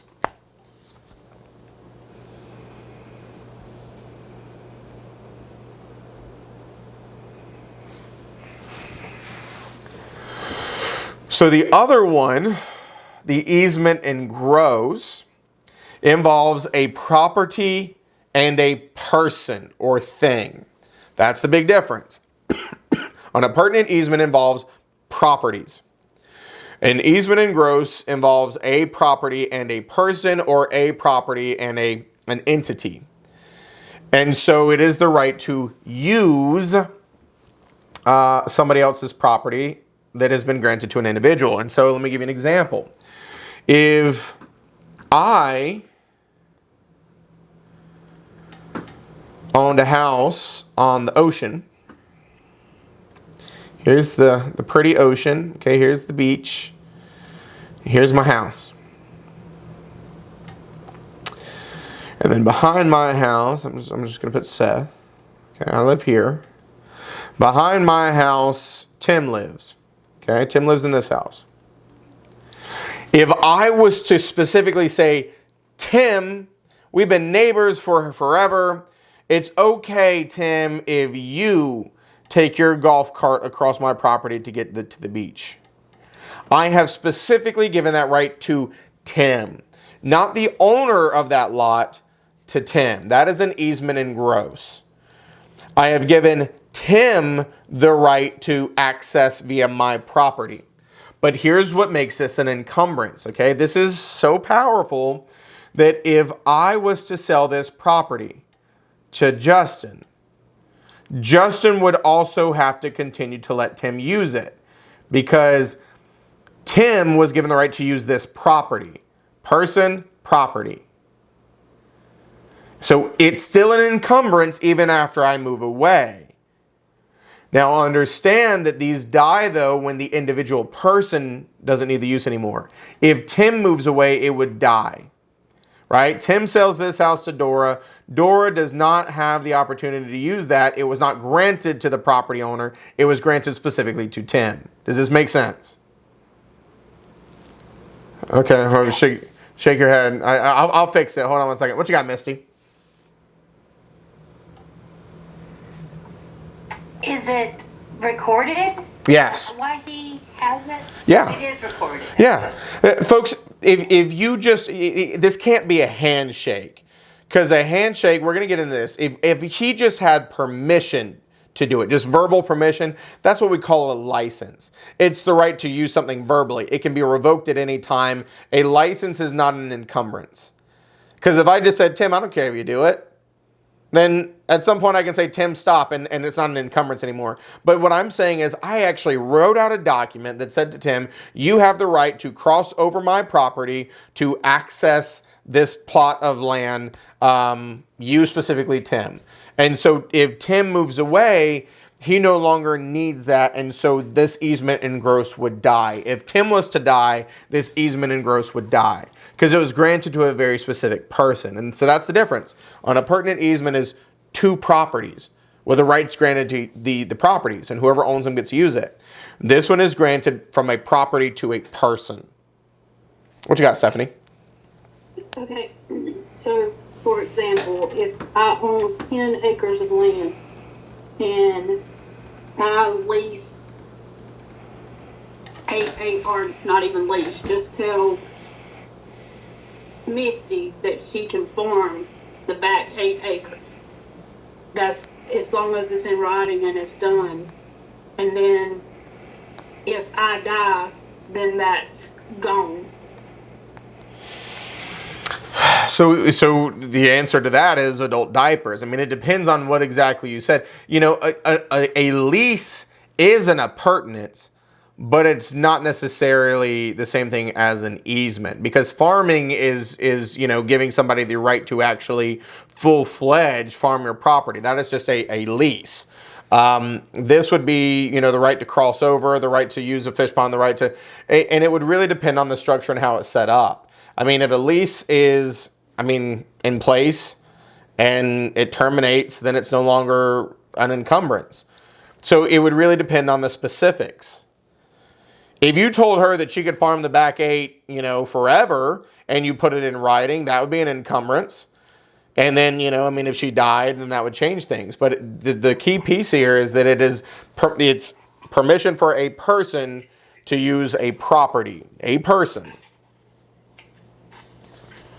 Yeah. Or a company, right? Yeah, or a company, and that's what we're about to get into next. So the big difference is the property and the person, easement and gross, to properties, a pertinent easement. And so as I'm telling you, if Tim was to move away, then this easement would die because I granted it specifically to Tim. So if we were dealing with a company, well, folks, commercial easements and gross work a little bit differently, and for good reason. Let's say that there was power lines back here. My power lines look a lot like my water. Mind your business, okay? If there was power lines back here, there may be the electric company has what we call a commercial easement in gross, which means that the power company can come back here at any time to maintain these power lines. Now, if that power company was to die, then in theory, this easement in gross could die. But more often than not, power companies don't die. They get absorbed by other companies, and so it would remain alive. Right? If Duke Energy acquired another smaller company that had this easement of gross, they would just absorb that easement of gross because they didn't die. Okay, that is a commercial easement in gross. It is recorded. It is for utilities, you know, and companies to access utilities, power lines, railways, you know, things in the back of your property. Here's a word of warning, folks. If you've got a power line easement in the back of your property, don't build a fence because they have the right to tear it down if you build it into their access point. So this power company can come in and just rip your fence out of the ground if you put it in their easement.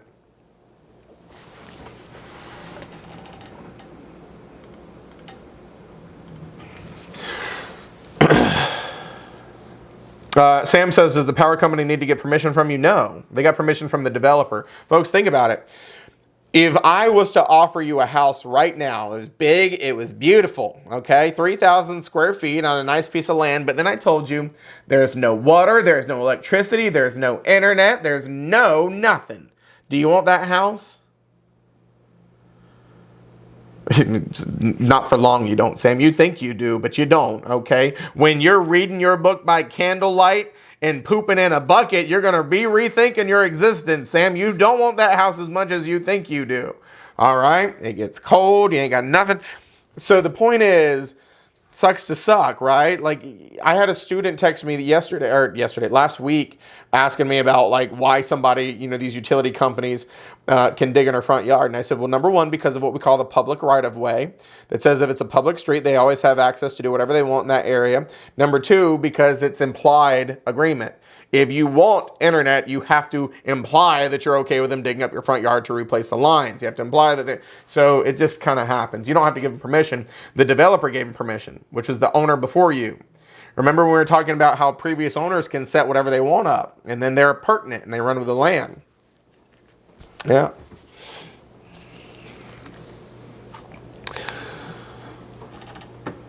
So easements are absolutely going to be on the test, without a doubt. Hopefully they won't throw you off too much. There's not going to be a lot of questions, but an easement is a type of encumbrance. And what did I say? Okay, you got to remember this. An easement is just a right to use the property of another. And we've got the two types, pertinent easement or easement in gross.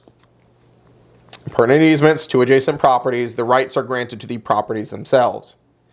An easement in gross is granted to a person to utilize a property. Now, there are several different ways that easements get created, and that's where people get so caught up. They're like, well, how is it in writing? Folks, you have to understand that once upon a time, land ownership was very different than it is now.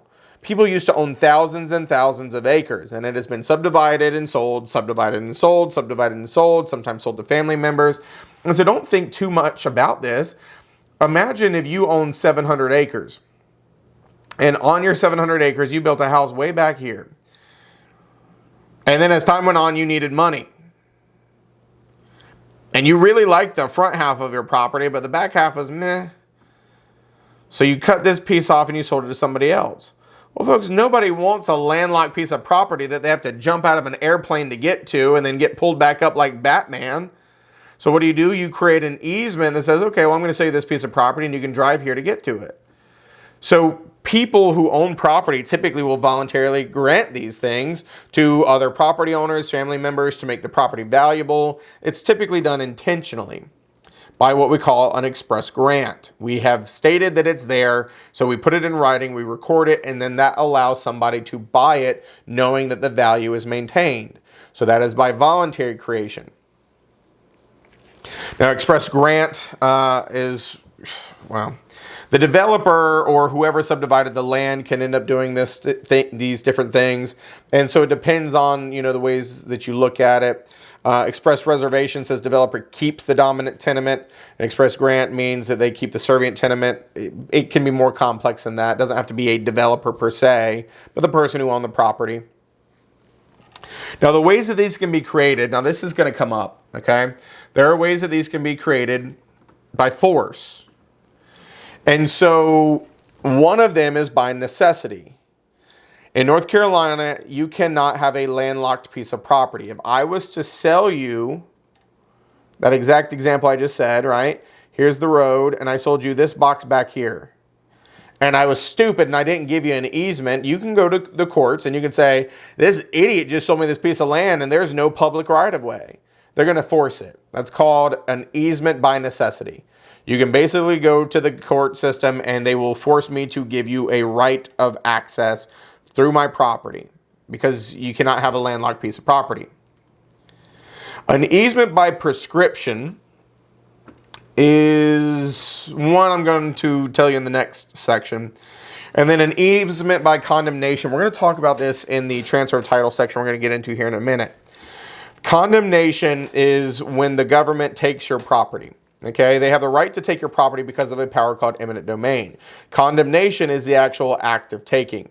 And so sometimes they don't take your property outright, but they will forcefully create themselves an easement because they need to and they have the right to. So I want to talk about the easement by prescription for a second. Okay, I want you to listen to me very carefully. An easement by prescription is where it has to meet certain categories, certain criteria, and then you can go to the courts and you could force this easement by prescription if certain criteria were met. So let me give you an example of this. We have some pretty weird shaped pieces of property in North Carolina, and so I want you to picture something like this. And the road is here. And so there's a house over here. I'm an artiste. And then there is a house here. And a garage here. And so lot A, lot B. And so the driveway for lot B kind of runs like this in a weird zigzag pattern. But what happens is this person, every single day when they come home, they go straight here to get to their garage. Can we all agree that they are driving over lot A's property? And so that's not theirs. And so I want you to imagine that they lived here for 20 years. And after 20 years of this happening, one day Lot A gets fed up with it and he loses his mind. He says, my God, man, we've been living here for over 20 years and every single day you drive over my yard. How hard is it to follow your driveway? I want you to stop. And the owner of Lot B says, hell no, over my dead body. If certain criteria have been met, Lot B could actually go to court and he could force Judge Judy to tell the owner of Lot A to go fly a kite. In other words, he gets to keep doing it, nana nana boo boo, pocket full of doo doo. That is an easement by prescription. Now the criteria is advertised or articulated by this OCEAN acronym. It has to be open. They were driving over the property during the day. It was not hidden in any way, shape, and form. Has to be continuous. They didn't stop doing it over this 20-year period. Has to be exclusive. They're the only ones doing it. Has to be adverse, meaning adverse to the ownership. They don't own this property, but they're driving over it like they do. And it has to be notorious, which means without permission. And if all of those criteria are met, you could go to court and you could force the judge to give you an easement by prescription that says, I get to keep doing it. What you got, Misty?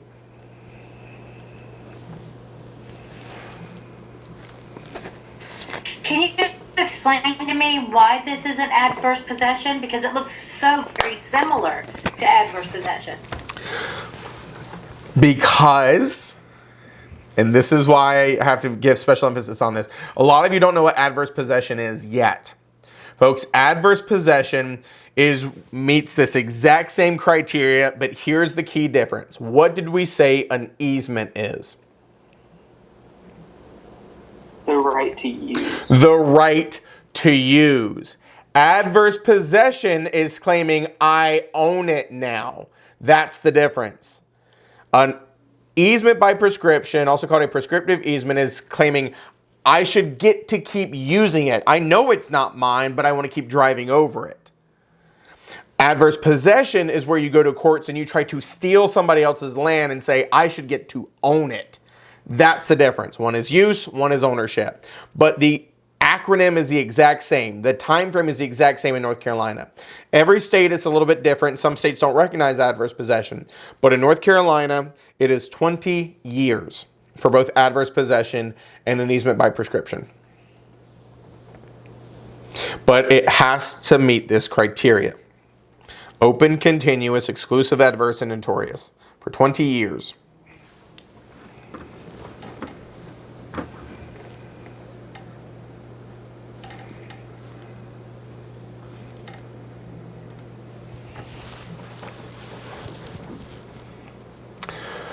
Oh, I'm sorry, Adriana, what you got? So he will have the right of use of the driveway, but he's not gonna own that land. Correct. After 20, just the right of use. Just the right to keep driving over it. And this is usually granted. Yeah, if you can prove that these criteria have been met. Now, I mean, 20 years is an exceptionally long time. I mean, most people aren't keeping their spouses that long, let alone their houses. You know what I'm saying? Look, I know. I'm sorry. I'm just going to talk about the reality. So, it's very hard to meet these criteria, but if you could meet them, then yeah, it's very commonly granted. So, let's talk. I'm sorry, Seth. Go ahead. Quickly, I know probably you said this and I missed it. Notorious. Can you define that one for me? Don't have permission. That's it. Never said it was okay. Like if your neighbor said, I don't care if you do it, then you can never claim an easement by prescription. If they said you're fine to do this, that means you have permission. It's not notorious. Every time I read that though, like I just picture like the 1990s cartoon villain, right? Like just somebody like, I'm scheming against the Powerpuff Girls or whatever it is, you know? Like it just sounds like an old 90s thing. But yeah, it just means you don't have permission. They never said it was okay.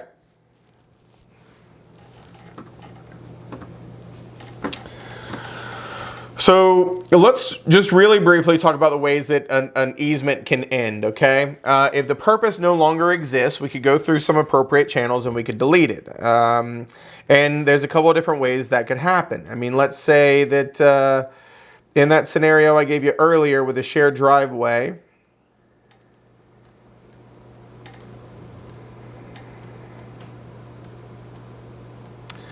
and this person clears some trees and builds their own driveway. Well, they don't need it anymore. And so they could come and they could release the right. Now, understand that in this instance, it would be up to the dominant tenement to release the servient tenement. Okay? The servient tenement can never just say, I'm not doing it anymore. If it's recorded and it's in place, they got to keep doing it. It's legally an obligation. But the dominant tenement can release the servient tenement and say, I don't need it anymore because I've done my own driveway, I've done this, I've done that, whatever. Now be very careful on the test because a lot of people get this confused. If we were dealing with, and let me just bring that picture back up here. If we were dealing with this, lot A, lot B, and let's say, who have I not picked on today? Manoj. Manoj owns this one, and Manoj owns this one. Does that eliminate the easement? Yes, because they're both his property. I say no because it's based on the land, not the owner. There you go. On a pertinent easement is based on the properties. The easement was granted between lot A and lot B. It just so happens that yes, Manoj does on both, but because they still exist as two separate properties, couldn't Manoj sell B later? And so then if he sells it to somebody else, it would still need to exist. So don't confuse it with owning both to delete it. But what Manoj could do is he could have a surveyor come out and redraw the map and combine it into a new lot and just call it lot C. And now if it's one parcel, that would eliminate an easement. But if he never has the maps redrawn, if it's still divided into two, the easement very much still exists. And this actually happened in the real world, folks. I had clients who owned two investment properties down in downtown Raleigh, or one they lived in and one was an investment, and they were side by side, and the property line actually ran kind of weird. It was like this, but then there was a driveway that kind of went straight up. And so the driveway was half on one, half on the other. And so they actually owned both. And they basically created an easement agreement saying that they were both allowed to use the driveway, but neither could permanently park there. And they kept it that way because they owned this house and this house. But then they eventually sold this one. And it still stayed in place for when they owned this one. And then when they sold that one, it was still in place for the future owners. So it does happen. So merger would kill it. Owning both would not. What you got, Misty?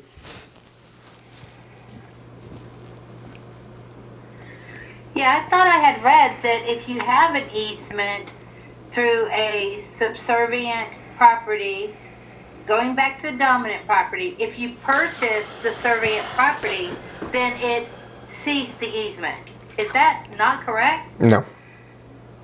Because both properties still exist, and that's why I said you got to be careful, because some test questions will suggest that it does. But think about it. If it's an appurtenant easement, it's about the properties. Do both properties still exist? They do. Yeah. Okay. Yeah. Got to be careful. The rest of them, abandonment of easement over certain periods of time, non-use, certain things like this can end up terminating the easements. But typically it's by, merger, release, no longer exist, the need no longer exist. So there's a couple different ways for easements to terminate, but they do not do it automatically. You would have to go to court to have them extinguished if they were, written and recorded in that regard. So here's where I want to show you, let me just show you real quick the difference between that and a license. All of these, don't worry about this. This is all just talking about encumbrances and how these easements are an encumbrance. A license, folks, is a very similar to an easement in gross, but it's basically you just gave somebody permission to do something, right? You have the right to come hunt on my land. You have the right to come fish in my pond. You have the right to walk over it. We're not writing anything. It's not recorded. It's just permission. We call that a license in the real estate world. And so think about the pond or the house I have in Georgia. There are a couple people down there who have asked me if they can fish in my pond, when I'm not down there. And I say, sure. So I've given them permission to fish in my pond. But if I was to ever sell that piece of property, that would die. They can't continue to use it because it was just me giving them permission. The new owner, it wouldn't translate over. So a license is not an encumbrance, okay? It's not. Because it would die when you sell it. It can be taken back at any time. Whereas an easement cannot. What you got, Misty? All right, Seth. I bought the book, the original book, the North Carolina Real Estate Today 3rd edition.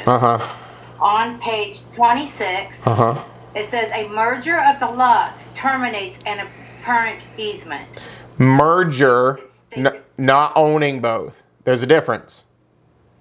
Okay, explain that to me because I'm not understanding that correctly. So we're going to talk about plat maps in just a second. But when you look on a plat map and it legally shows Lot A and Lot B, there is a legal document that advertises this as Lot B, Lot A, Lot whatever, and it is in the public record. So I could own Lot A, I can own Lot B, but if you look in the public record on those lots, they still exist as Lot A and Lot B. They're two independent pieces of property. Me owning both does not merge them. It just means I own both. Merging would be I hired a surveyor to draw a new map and to update it in the public record as just Lot C. Okay, all right, I understand that now. Yeah. I was not understanding that. Yep, no worries. Yeah, and it's very expensive to do that, by the way, to have a surveyor come in and redraw the map. So most people don't do it. We would just own both lots. But owning both is not the same thing as merging them together and creating a new identified parcel of property. Like I said, always ask questions. I will explain it as many different ways as I need to make sure we're all good. Well, I appreciate that because in my head I had just thought if you bought the properties, it would do away with the easement. And I'll be honest with you, Misty, that's one of the reasons, and that one, that statement was correct. One of the reasons I moved away from that textbook was because there's a couple fallacies in there, not intentional or, but there's just some certain things that bothered me, like the verbiage wasn't right. And so I moved away from that one because I didn't want to confuse. Specifically, there's like an example when we get into what we call the Truth in Lending Act and Real Estate Settlement Procedures Act, and the rule is written as business days. And that textbook uses the term banking days, which is incorrect and can cause confusion to students. So, that's one of the reasons why I moved away from it. Most of it's just fine information, and it's great. But Right. Well, it's interesting. I've got the other book also, the one that you. Yep. But it doesn't mention it at all. Yeah, and so, unfortunately, there is no commission approved textbook. It's just whichever resource we find that we like the most, which is why I kind of switched to this one, because this one has almost too much information, but I'd rather it be that than not enough. So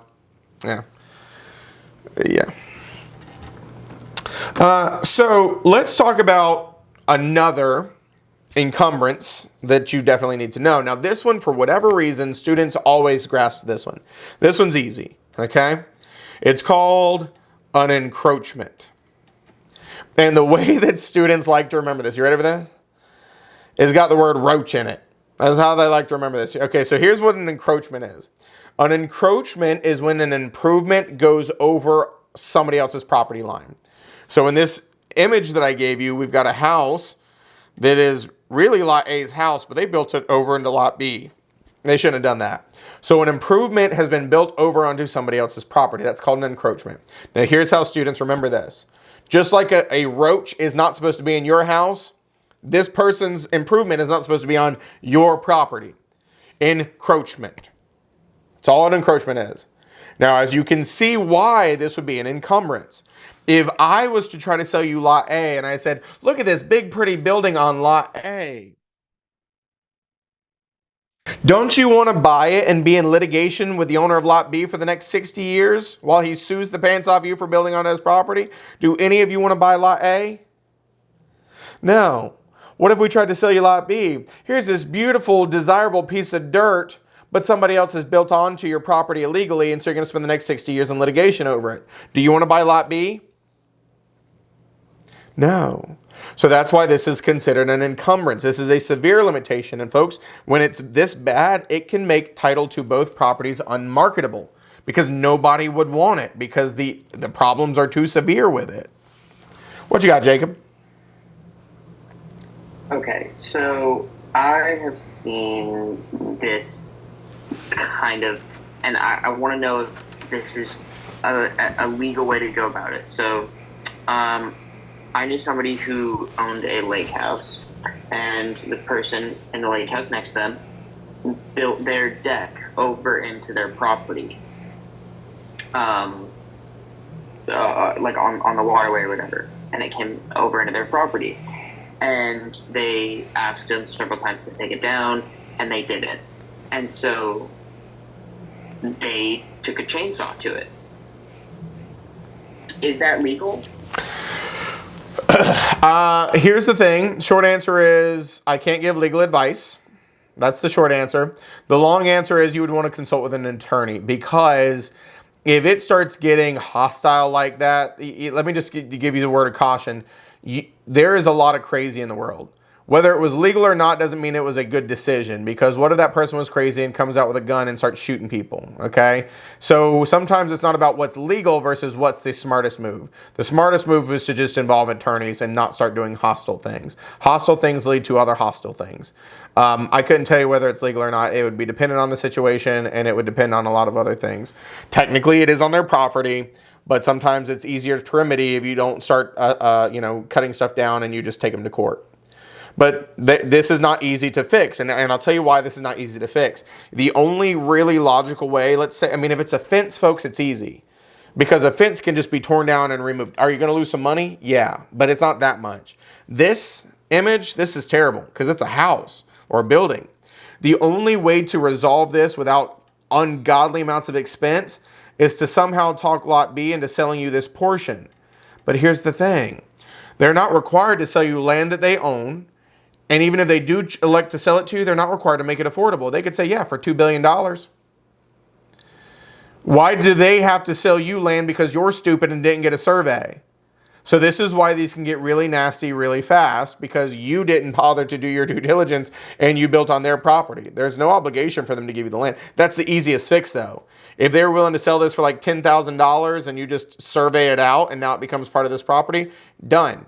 It's solved. But you can't force anybody to sell you their land. The government can, you can't. So Seth, I have a question. Yep. So where I currently live, we have lot A and lot B. But my house is 75% on lot A and 25% on lot B. And you don't own lot B? I do own both. Oh. I own both. Yeah. But when we purchased our home, we were not told that it was 2 lots. We were told it was 1 lot, which was not true. Oh. Well, for you, I mean, it depends on the layout of your lot. If you ever wanted to resell one of them, you're going to need to survey it out. And so that way, or make it one lot where your house exists on one lot and then the other lot where it doesn't, if that was feasible, if you ever wanted to sell the other one. You would not ever want to sell one of those lots as it sits right now, because you would basically be selling the rights to part of your house as well. So you would need to remedy that before you ever sold it. Okay. Yeah. Yeah. That being said, folks, I owe you another break. Look at us being in the home stretch for the day again. Lots of more fun things to get into tonight, including a little bit of math.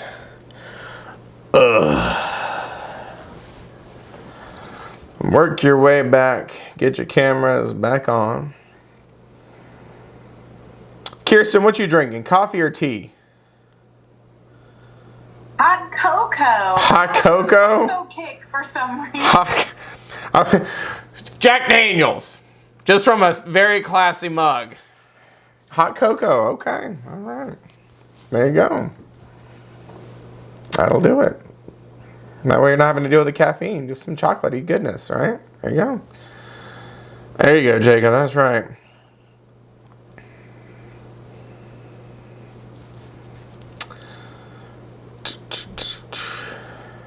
It's weird. I feel like a million times better today. I remember how like yesterday I had like the sinusy thing. Like I don't know like why like all of a sudden like today was just fine. I guess it's like a 24-hour thing. I don't know.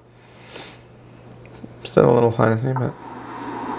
Do you use a neti pot? No. Just some good old Jack Daniels, as Jacob would say, right? Just had a big old. No, I'm kidding. I just went to bed like as soon as I got done teaching last night, and I got a good night's sleep. I felt fine today. Just I don't know, one of those things. So that basically wraps up, the encumbrance section, some of the discussions on, some basic foundations to like title and ownership and interest. And so we're going to kind of move into the next sections. Now, just to recap of some of the vocabulary we've talked about leading up to moving on to the next part. Okay, severalty is when you own something by yourself, ownership and severalty. Tenancy in common is a type of concurrent ownership for anybody. Your ownership can be willed. Joint tenants is for anybody, but it has that right of survivorship. Your ownership cannot be willed, and it has to have that unity of time, title, possession, and interest.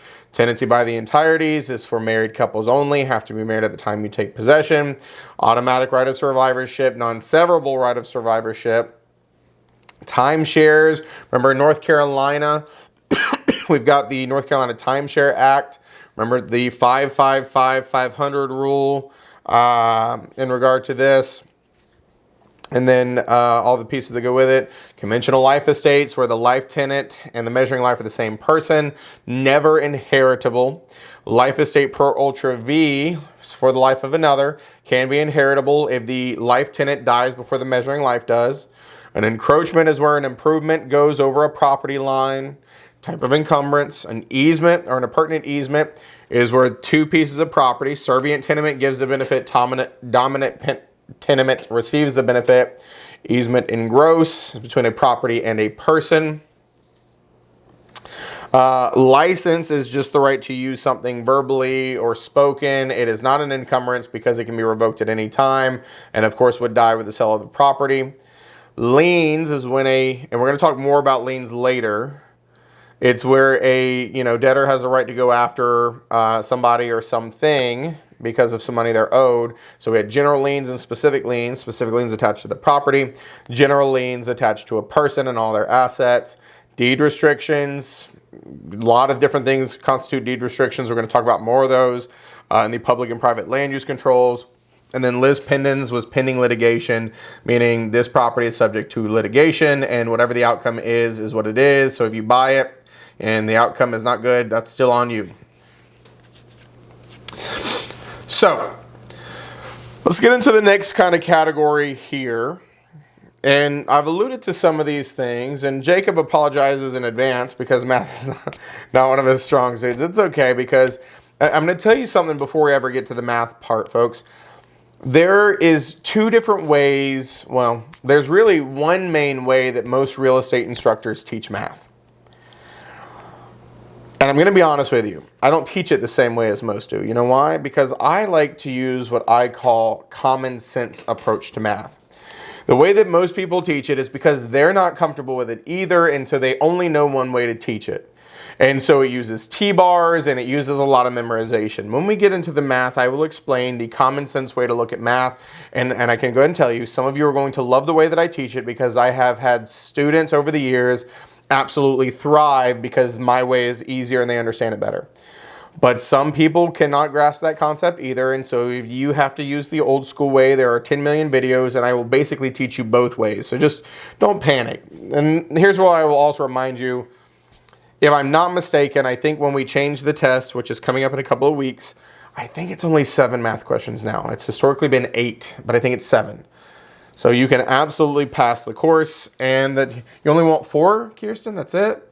Just 4?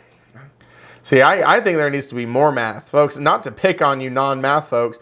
I just don't really understand how anybody can help anybody invest hundreds of thousands, if not millions of dollars in a real estate investment if they don't understand basic mathematical functions. All you need to know for this class, addition, subtraction, multiplication, division. If you can handle those, you're golden. And if you can't, you got to do some practice, folks, because listen. I wish they were all math.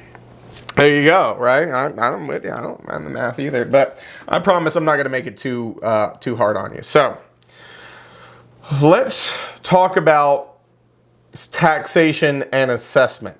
Okay, I already mentioned real property taxes, especially because there was liens, right? Real property tax liens as a consideration, and so you have to pay real property taxes every single year when you own real property, and so. Let's talk about them, okay? Assessed value, the mill rates, the tax math. I'm going to get into that in just a second. But let's just talk about real property taxes. Remember when we were answering that question for Jacob, I think it was yesterday, about the federal government and real estate dealings. And it's minuscule, right? It's oversight and it's regulation. And the reason is, most of the real estate stuff is local in nature. And so real estate taxes are one of those things. When you are paying your real property taxes, they are not going to the White House. They are not going to the IRS. They're staying in your community. Real property taxes are paid to your counties, your cities, your townships. They're very local in nature. And so every state has some type of real property taxes. And we all do it slightly different. Now, in North Carolina, we have what we call the Machinery Act, which gives the powers to the local municipalities to levy taxes against real property. And so it is what we call general ad valorem tax or real property tax. Ad valorem is basically just a fancy way of saying assessed value tax. Now, when we're dealing with assessed value, I need to make sure you understand something. It is absolutely, and I'm just going to cross this out because it really shouldn't be in there. What you need to understand is the tax assessors like to think of it as the actual value of the property, but it's not. There is really zero correlation between your real property tax value and what you could actually sell the house for, okay? They're attempting to make it the same, but it's not. There is a big difference between a tax assessor's appraisal and a bank's appraisal, okay? So let's just get that straight right now. But when we're dealing with real property taxes in North Carolina, they are always based off of the tax assessor's assessed value, what they think your house is worth. And so in North Carolina, we use that total value to tax you off of. In some other states, they will use what's called an equalization factor, where they may not even determine a value. They'll just say, okay, what was the last sales price? and then we're just going to charge you off of a percentage of that. Could be less, could be more, like 80% of the market price, or 120% of the market price, or something like that. And so I'll give you some more insight into this as we go along. But as I said, the Machinery Act gives the rights to the municipalities to levy taxes against real property, and they are local in nature: your county, your city, your towns. Now, before we even get into any of the math portion of this, let me ask you a question. And this will kind of help set the tone for something we're about to get into. Does anybody in here not live in a county?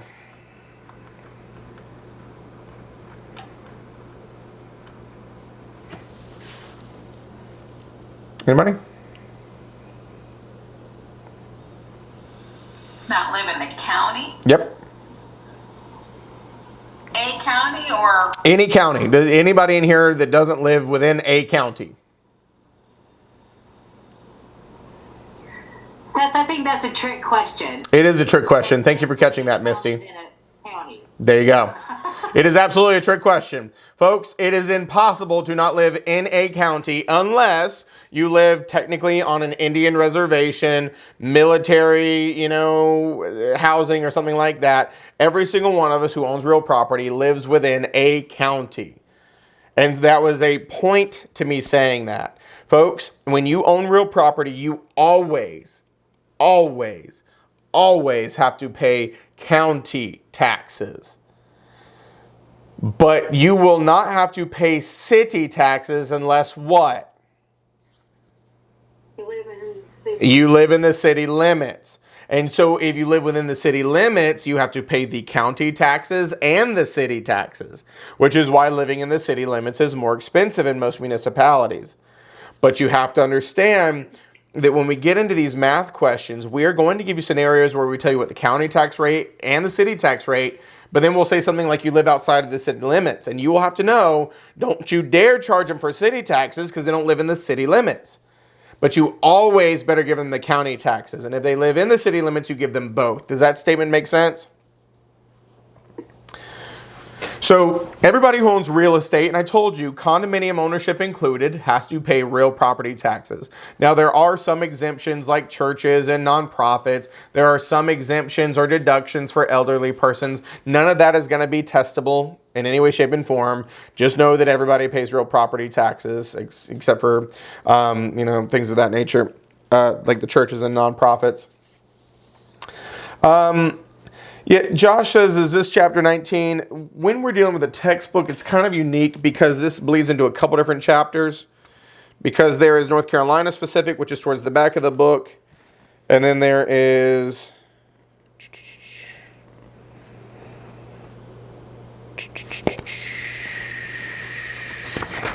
Yeah, I think you're right. Yeah, 19, and then a little bit of North Carolina comes into it. So this one kind of jumps way forward.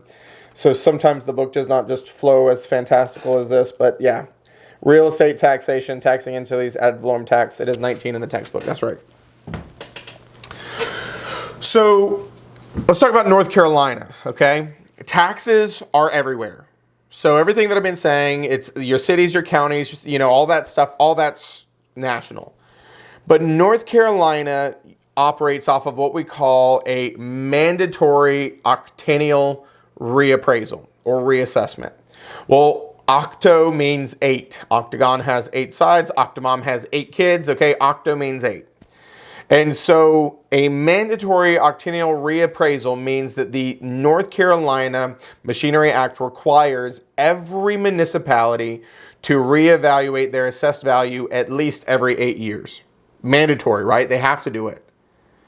Now, it does allow for what's called a possible horizontal reassessment every 4 years. Horizontal means across the board. So the city of Raleigh could say after 4 years, we're going up 10% across the board.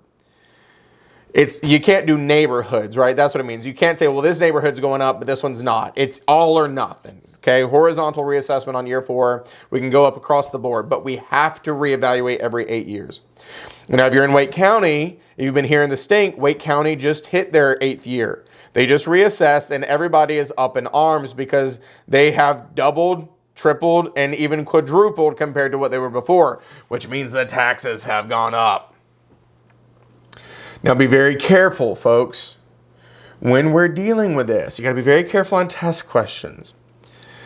The assessed value in North Carolina has to change or be reevaluated every 8 years, and could change every 4 years. But the rate that they charge you for the taxes can change every year. They have the right to change the rate every single year. We're going to talk more about rates in a second. So I'll give you an example of the rate change. 2 or 3 years ago, Wake County increased their tax rate in order to pay their public school teachers more. They didn't change the assessed values, but they charged more as a rate on that value. The rate can change every year. The assessed value cannot.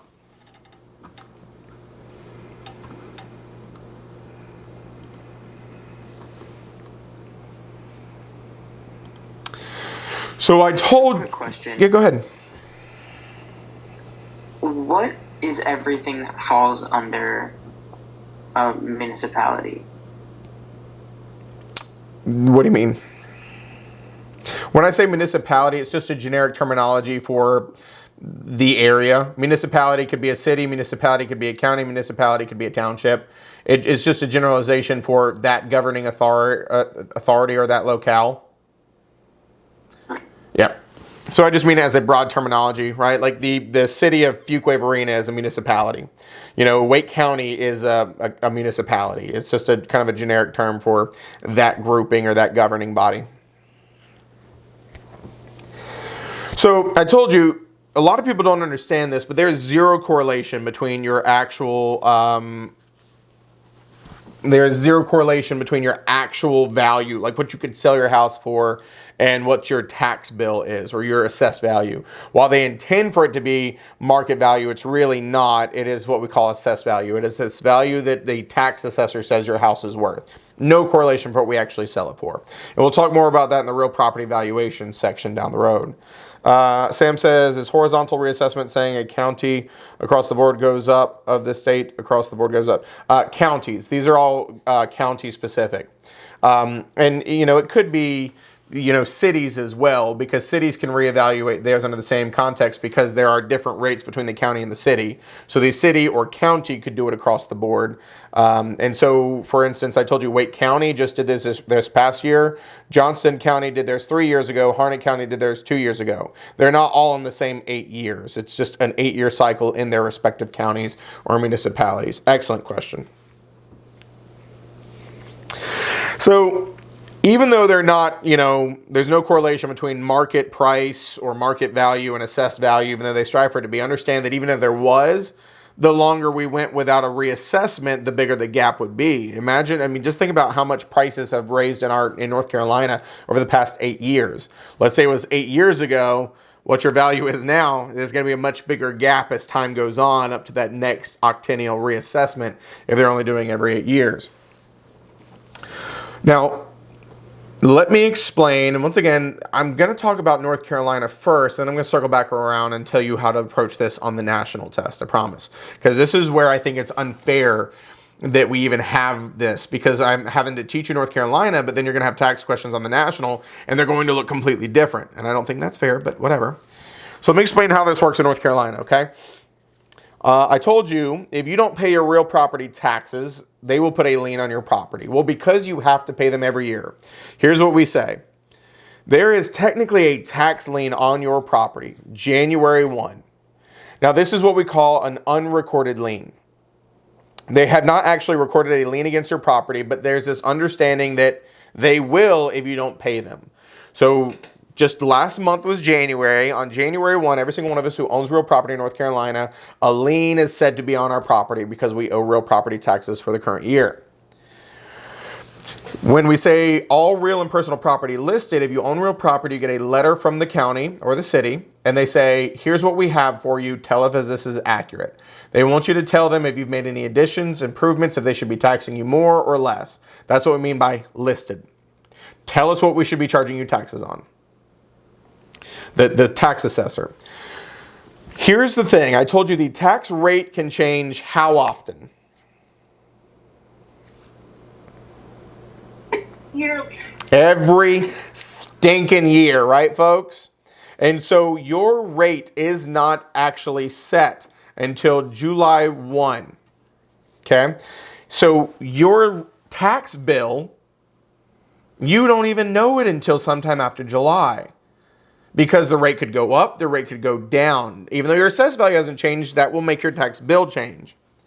And so in North Carolina, we do not consider your tax bill due until September 1. That is when it becomes due. So for all intents and purposes, when you're approaching any kind of question about this, your brain for North Carolina would say, oh, well, you can't pay taxes prior to September 1. Now, that's not entirely true. You could pay estimated taxes to a tax assessor potentially, but you got to think of it as, for North Carolina, the tax bill is not due and payable until September 1st. And so you can pay the tax bill anytime from September 1st up until January 5th of the following year, and they're considered on time. If you pay it after January 5th of the following year, they are delinquent, and you will get a late fee.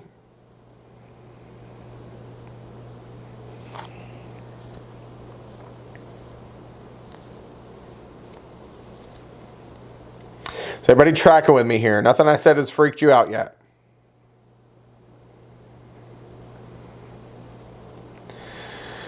Here's a word of caution. When we get into the math portion, folks, you have to understand that people are buying real property throughout the entire year. And when we talk about a year's tax bill, it is exactly that. A year's tax bill. So while you may not be able to pay it until sometime after September 1, you're still paying the tax bill for the current year. Well, folks, would it be fair for the seller to leave and sell you the house on October 10th, and then they leave you with the $4,000 tax bill when you've only owned the property since October?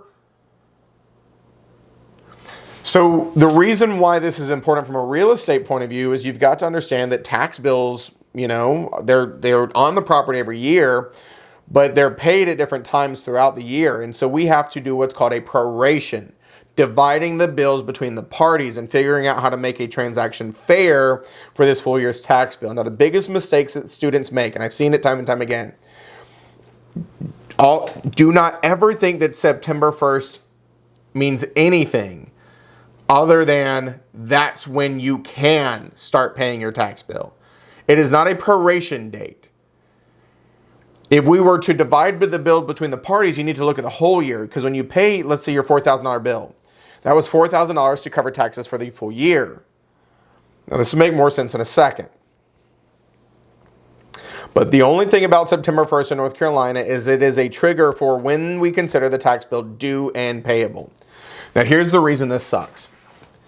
Some states can potentially have you pay it, way earlier. Is it possible for a tax bill to be paid in some, here's that word again, municipalities in January for the full year? It's possible. And so you just got to read questions very, very carefully on the test. And you've also got to remember, if you're looking at the national exam or the North Carolina exam, now here's the deal. There is no math on the North Carolina portion. So when you're dealing with any tax proration math, it's all national. I'm going to tell you what that means for you in a second.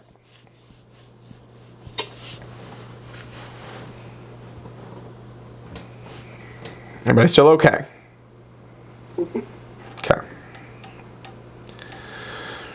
So this is just another kind of visualization on how it kind of flows. And so let me reiterate, if you are in the city limits, you would pay the county taxes and the city taxes. If you are located outside of the city limits, then you would only pay county taxes. You always have to pay county. But you would only pay city as well if you were located in the city limits. And we will try to trick you on the test. We will give you both, and you will have to ignore one. Or we'll give you both, and you'll have to know when to use both. And you'll see what I mean in a moment.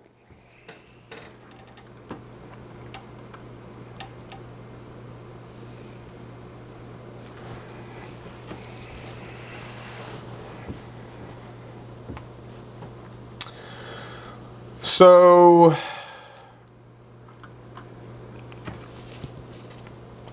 about to get into the math piece, just to kind of, wrap up the night.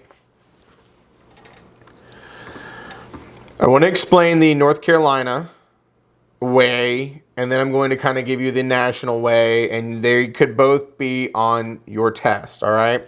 Now, I've already told you about special assessments. This just comes up because it's a taxing authority. I've already explained these to you in lien priority. So let's talk about North Carolina taxes, okay? North Carolina, and actually, let me go back here. I went too far over. Here's where I wanted to talk about it. North Carolina is based off what we call a per 100 rate. Okay, a per 100 rate. The other rate that you will see for taxes is called a mill rate. And I want to explain this to you. This is where that common sense math lecture comes into play, all right? If you were to see something like a property has an assessed value of $320,000,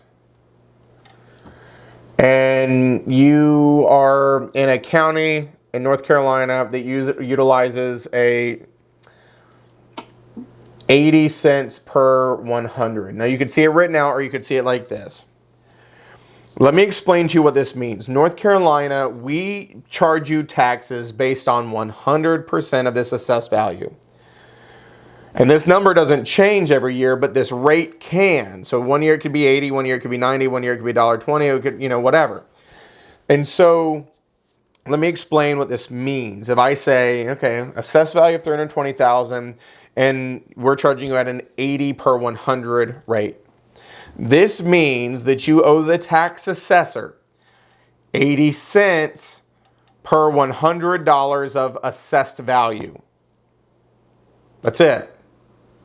So if you were to count out 100, put 80 cents in your hand. Count out another 100, put 80 cents in your hand. Now, it would be absolutely asinine to count out like that. So what you're really ultimately saying, well, how many times does 100 go into my assessed value? Because that's meant how many times you have to pay 80 cents. So $320,000 divided by 100, it goes into it 3,200 times. So you owe the tax assessor 80 cents 3,200 times. It just means multiply. 3,200 times 80 cents. Dora, did you mean to unmute? No, sorry. $2,560. That's your tax bill. That's all a per 100 means. It is the amount you owe them per $100 of assessed value. There is no formula needed if you use that common sense approach. How much you owe them per $100. Okay, I understand what you're saying, but my degree's in math. I'm not going to do it that way. You're not going to count them wrong. As long as you're getting the right answer, it doesn't really matter how you get it, right? Yeah, hang tight, Stephanie, too. And I don't know if my way is going to help you or hurt you. This is the introductory way. But no, the right answer is the right answer is the right answer. Okay. This is none of that Common Core bull crap where I need to see your work. That can burn in a HE hockey sticks. If you get the right answer, I don't care how you got it. Okay. Now here's the deal, folks. There is more than one way to skin this proverbial cat. And so for me personally, I don't do it this way either. I'm just helping you understand what this means. If I say 80 cents per 100.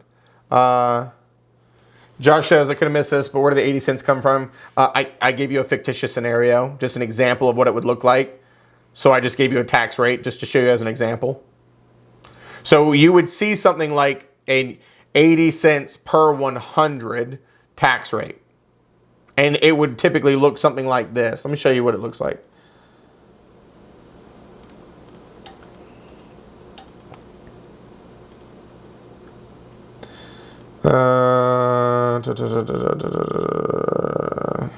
Here you go. So like here's an example. The assessed value of a property inside the city limits is $286,000. County taxes are 81 cents per 100. City taxes are 72 cents per 100.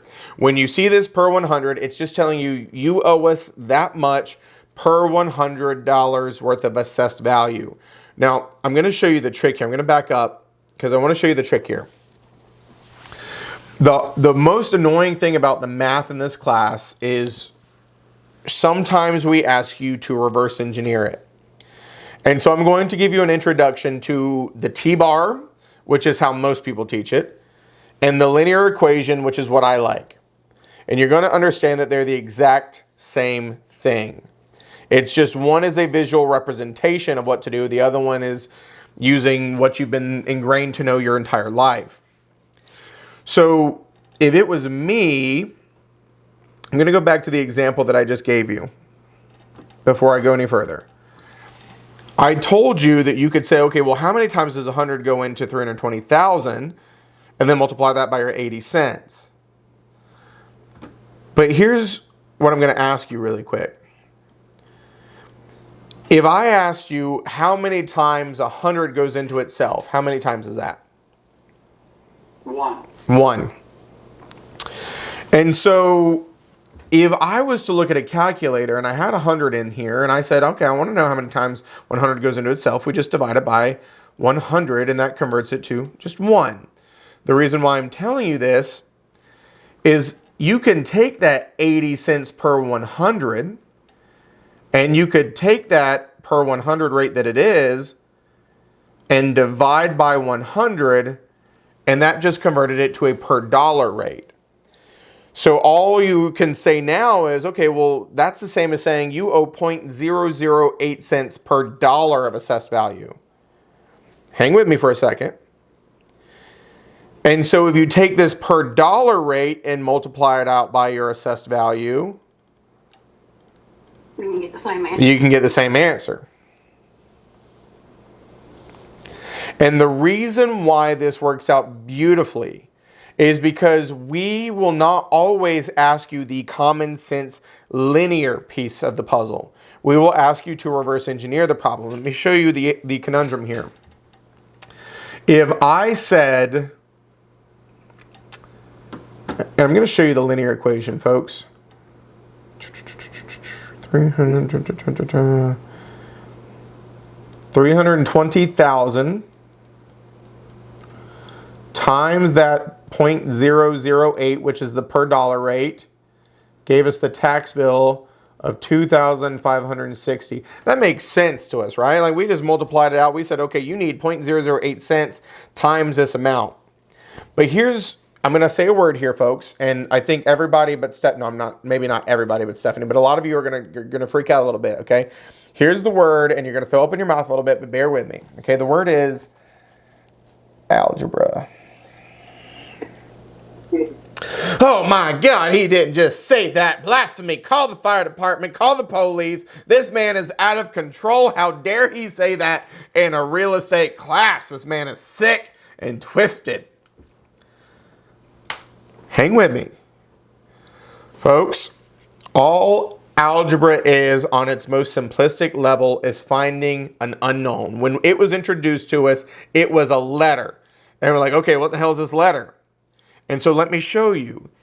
If I instead told you that you had a tax bill of this much and a tax rate of this, and I asked you what your assessed value was and you didn't know it, we could just put V for an unknown. And if you recall, all you've got to do to find the value of an unknown is get everything on one side of the equation except for that variable, right? That's on the other side.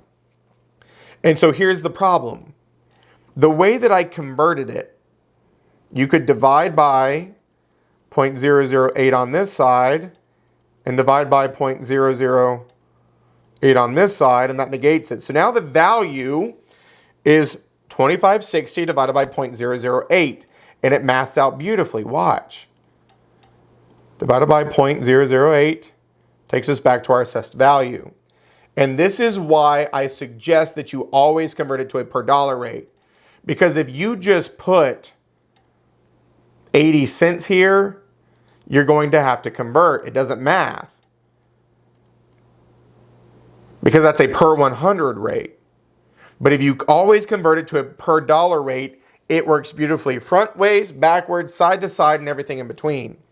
because otherwise you're going to have to remember to multiply by 100. Watch. If I was to just move it to this 0.8 on this side, 2560 divided by 0.8, that's not it. Then you got to remember to multiply by 100 to find your actual assessed value. It's harder to do. And so if you convert everything to a per dollar rate, it works beautifully every time. And the only thing you have to do to convert this per 100 rate to a per dollar rate is divide by what?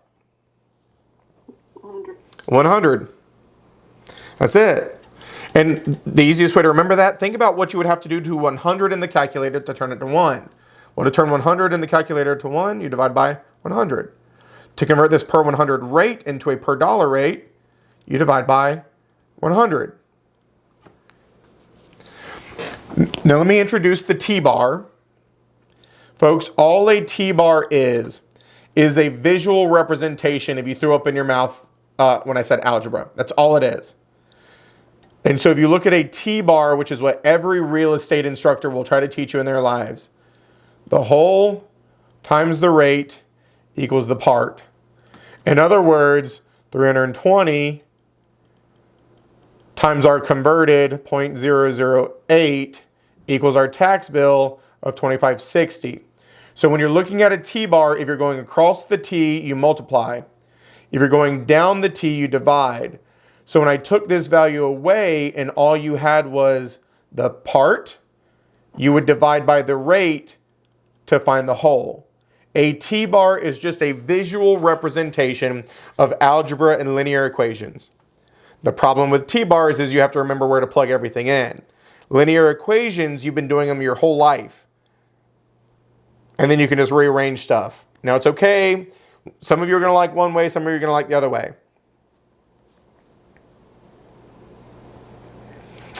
Jacob says that algebra is the only math you can do. And folks, if you can do multiplication, subtraction, addition, division, and this basic understanding of a linear equation, there's not a single math I can stump you with in this class.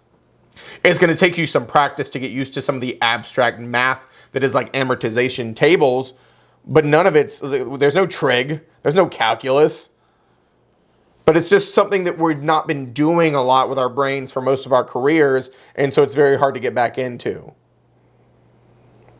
But all a T-bar is a visual representation of a linear equation that I just did. It's just some people they have the math brains and they like the linear equations because you don't have to memorize anything. It's just shifting stuff around. But if you don't like it, use a T-bar. And I'll give you a couple examples here.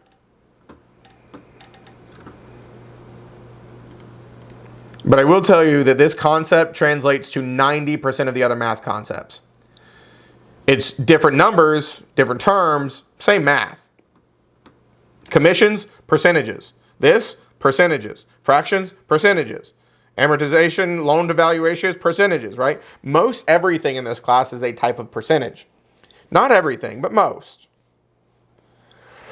Now, I do want to make sure that you folks are good with, some basic things here. So I just want to help you out, okay? When I say percent, and, please understand, I'm not trying to insult anybody's intelligence, but this is going to be harder for you if you don't have a basic understanding of math. So when I say percent, think cents, okay? Think cents. If I say 50%, I want you to think 50 cents because 50% as a decimal is 0.5. If I say 75%, think 75 cents because it is a percentage, but as a decimal, it's 0.75. And so you've got to have this understanding. Now, the beautiful thing is your calculator can do this for you. So if I wanted to say, what is 75% of 100? You can say 100 times and then put in 75 and then hit the percent sign. It'll convert it for you. So you need to know one way or the other that you either have to be able to convert these percentages to a decimal in your head or use the calculator to convert them. But that's the easiest way to think about it. 100% is like saying 100 cents or one whole dollar. 22% is like saying 22 cents. The other thing that I want you to understand from a basic mathematical point of view that's not really going to come up as much in this, well, it is going to come up in this section. I'll show you why in just a second. But the other thing that you need to understand is fractions. If you had a fraction And it said, don't laugh, Stephanie. Okay, fractions. People need to know these things, all right? All right. If you had a fraction, okay, like 1/8, don't let that confuse you. Fractions are very hard to work with, right? Because you have to convert them so they have the same denominators. By the way, if I'm confusing you, the top one is the numerator, the bottom is called the denominator. And so you have to convert them so they have the same denominator. If you had something like, 2/16, you'd have to get them all even Steven. But it's so much easier than that. Fractions are their own mathematical equation. Think of this line as a division bar. 1/8 is the same as saying 1 divided by 8. So 1/8 is the same as 0.125. So if I was to say something, and this is going to make more sense in a second, because there is something called a mill rate. So if I was to say something like 8 7/8 mils, well, that sounds extremely intimidating, especially because I haven't told you what a mill rate is. Don't let it freak you out. Take your 7/8, so 7 divided by 8, which gives us 0.875, and add your 8 into it. So 8 7/8 is the same as saying 8.875. Fractions are their own mathematical equation. Work them out to find the decimal, add your whole number back in. Don't let it beat you up, because 8 7/8 is a weird number. 8.875 is a very normal number. See how that works? Some of y'all look stressed already. The good news is you only got a little bit of time left for me to beat this in your brains tonight, and then we'll pick up on it tomorrow. So let's get into some examples of this, folks, and see how you're feeling. I think you'll feel better once we do some, okay? This is just showing those conversions. This is just a prettier version of the T-bar as we just looked at it. But let me give you an actual example here, okay? So the assessed value of a property inside the city limits is $286,000. And the county taxes are 81 cents per 100. City taxes are 72 cents per 100. You've got to analyze the question. First and foremost, find the important pieces. Inside the city. That's very important. So you're paying both. Don't overcomplicate this. Take your county rate, take your city rate, add them together. There's no need to do two separate mathematical equations. So now your 0.72 plus your 0.81 would be $1.53. That's your tax rate. So what we're saying is you owe the tax assessors $1.53 per $100 of assessed value. I told you there's more than one way to do this. You can either convert this to a per dollar rate, or you can figure out how many times 100 goes into the assessed value. I like to convert it to a per dollar rate, so I divide by 100. And so now that just means that I owe the tax assessor 0.0153 cents per dollar of assessed value. So now I can just cleanly multiply it by my assessed value of $286,000. Tax bill of $4,375.80. Now, I'm telling you, you can do it whichever which way. Watch. If I was to do it the other way, 286,000 divided by 100 to see how many times we would owe that dollar whatever. And I'm sorry, who has it written down? I don't remember what it was. A dollar. Where do I have it? I think it was $1.53. Times $1.53. Same number. There you go. I just find that converting it to a per dollar, by the way, that's something you could see on your test. It's not just me teaching you a trick. They could ask you to convert a per 100 rate to a per dollar rate to a mill rate. We're going to get into the mill rates in a second. Does everybody see what I did to work this one out? And this is where I'll remind you, folks, it's okay that some of you aren't as good as others, but if you don't tell me, I can't help you. Okay? And we're going to do some more examples, but honest to goodness truth, if you don't tell me I can't help you, and number two, just realize that the way to get better at math is to practice it. What you got, Misty? So I did do the math in our syllabus and turned it in, but I actually just read the book and followed the directions, and they were teaching it by dividing the assessed value by 100 times the tax rate. And I just showed you that way. So either way is fine. I showed you that way and I showed you the other way. Yeah. The problem for me though, Misty, is as I said, I like the per 100 rate because if I throw you for a loop and I say, here's your tax bill, here's your rate, was your assessed value, you're going to be doing conversions anyway, because then you can't just do the linear equation backwards. So, that's where it gets more difficult when you have to reverse engineer the question.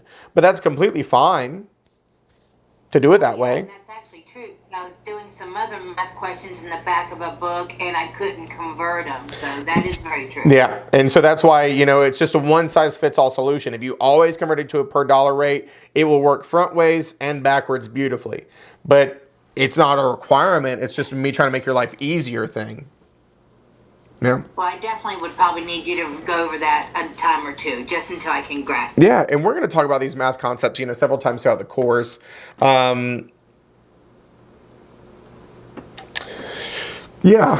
So Jacob said, real quick, let's just go over again. Okay, so we noticed, right, it's inside the city limits. That's important because you always have to pay county taxes. And because it's inside the city limits, we know we're going to pay the city taxes as well. So I took our 81 cents for the county plus our 72 cents for the city to give us a total tax rate, I'm going to write it down so I don't forget it this time, of $1.53 per 100.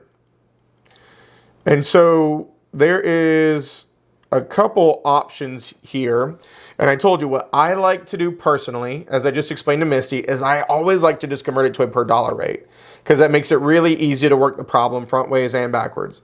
So if we owe $1.53 per 100, all we have to say is we take that number and divide it by 100 to say, well, how much do we owe per dollar? So now this is saying we owe 0.0153 cents per dollar of assessed value. So now you can just take this and multiply it by the assessed value of $286,000 to give us our tax bill of $4,375.80.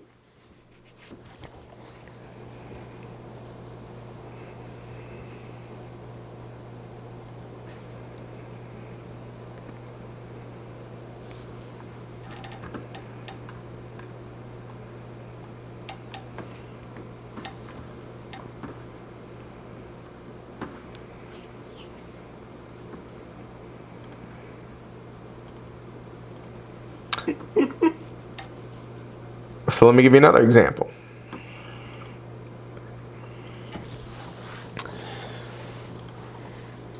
And this is just showing it in a T-bar, folks. Like I said, I'll show you both ways, but the whole times the rate, but converted yet again. That's why I said you got to know how to convert it, and then you'll get the part. So the assessed value of a property outside the city limits is $246,000. County taxes are 89 cents per 100. City taxes are 74 per 100. Now, folks, what is the first realization before you try to tackle this problem? That you're outside the city limits. That you are outside of the city limits, which means you need to do what, right, Stephanie? What? You only need the county tax. There you go. So those of you who are feeling comfortable, tackle this for a second. Tell me what you got. You can put it in the chat for me. And then I'll work it out with everybody. Because some of you, I think, got it. And some of you, if you don't worry. I'm going to walk you through it.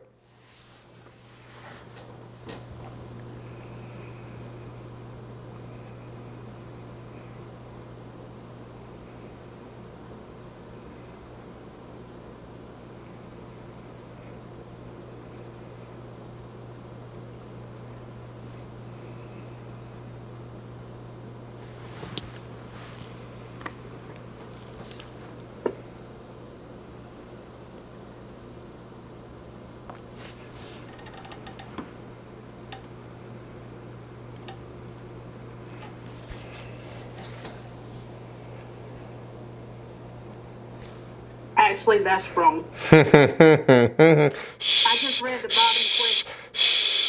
Shh. Folks, here's a very valuable lesson. Every single one of you until just now got that question wrong. Why? Because you didn't read the question. The question is, what is the monthly tax bill? So you would have to divide it by 12. And I let you do that on purpose because this will kill you on the test. People assume they know what they're answering, and then they get it wrong because they do not read the question carefully. So that was a little mean of me to do that to you, but I did it for good reason. And I just sat there and I just watched and watched and watched and watched and watched. I know, mean and hateful. But you caught it after a while, but by then you would have moved on to another question if it was the test, and it would have been too little too late. I know. I was cold-blooded and ruthless, but I had to have y'all have that learning point, okay? Now, real quick, I'll work out the answer with you. As Stephanie said, you can ignore the city, and you only focus on the county. So it is 89 cents per 100. Well, let's make it easy. Let's divide by 100 to convert that to a per dollar rate. Per dollar times the assessed value of $246,000 gives us an annual tax bill of $2,189.40. But we want to know what the monthly amount would be divided by 12 months in the year, $182.45. Now, when we deal with escrows and closings and prorations, we will sometimes be looking at just a portion of the bill, not the whole bill. And so that's what's happening here. We just wanted to know how much you would owe per month. And so that'll make more sense when we get to the financing section. Now, I got a couple other examples that we'll do tomorrow night, but as per usual, I will give you opportunities to just chit-chat with me for the last 8 minutes, whatever y'all want to talk about. This is Tim. I just got a quick question. Now, the tax rate of 100 is a representation of local taxes, and mill rate is a representation of national, right? Yeah. A lot of other states will utilize a mill rate. So here's the real quick understanding of a mill rate. Don't let it confuse you, even though it sounds different. In North Carolina, we use a per 100 rate. A mill rate is just a per 1,000 rate. Yeah. Yep, that's it. Yep. And so a lot of other municipalities, states, will use mill rates, but North Carolina uses a per 100. Okay. Yep. And so I'll teach you the mill rates tomorrow because they're absolutely testable. Because remember, I told you all math is on the national portion of the test. You can see per 100, you can see mill. Now I'm going to tell you something else very, very important.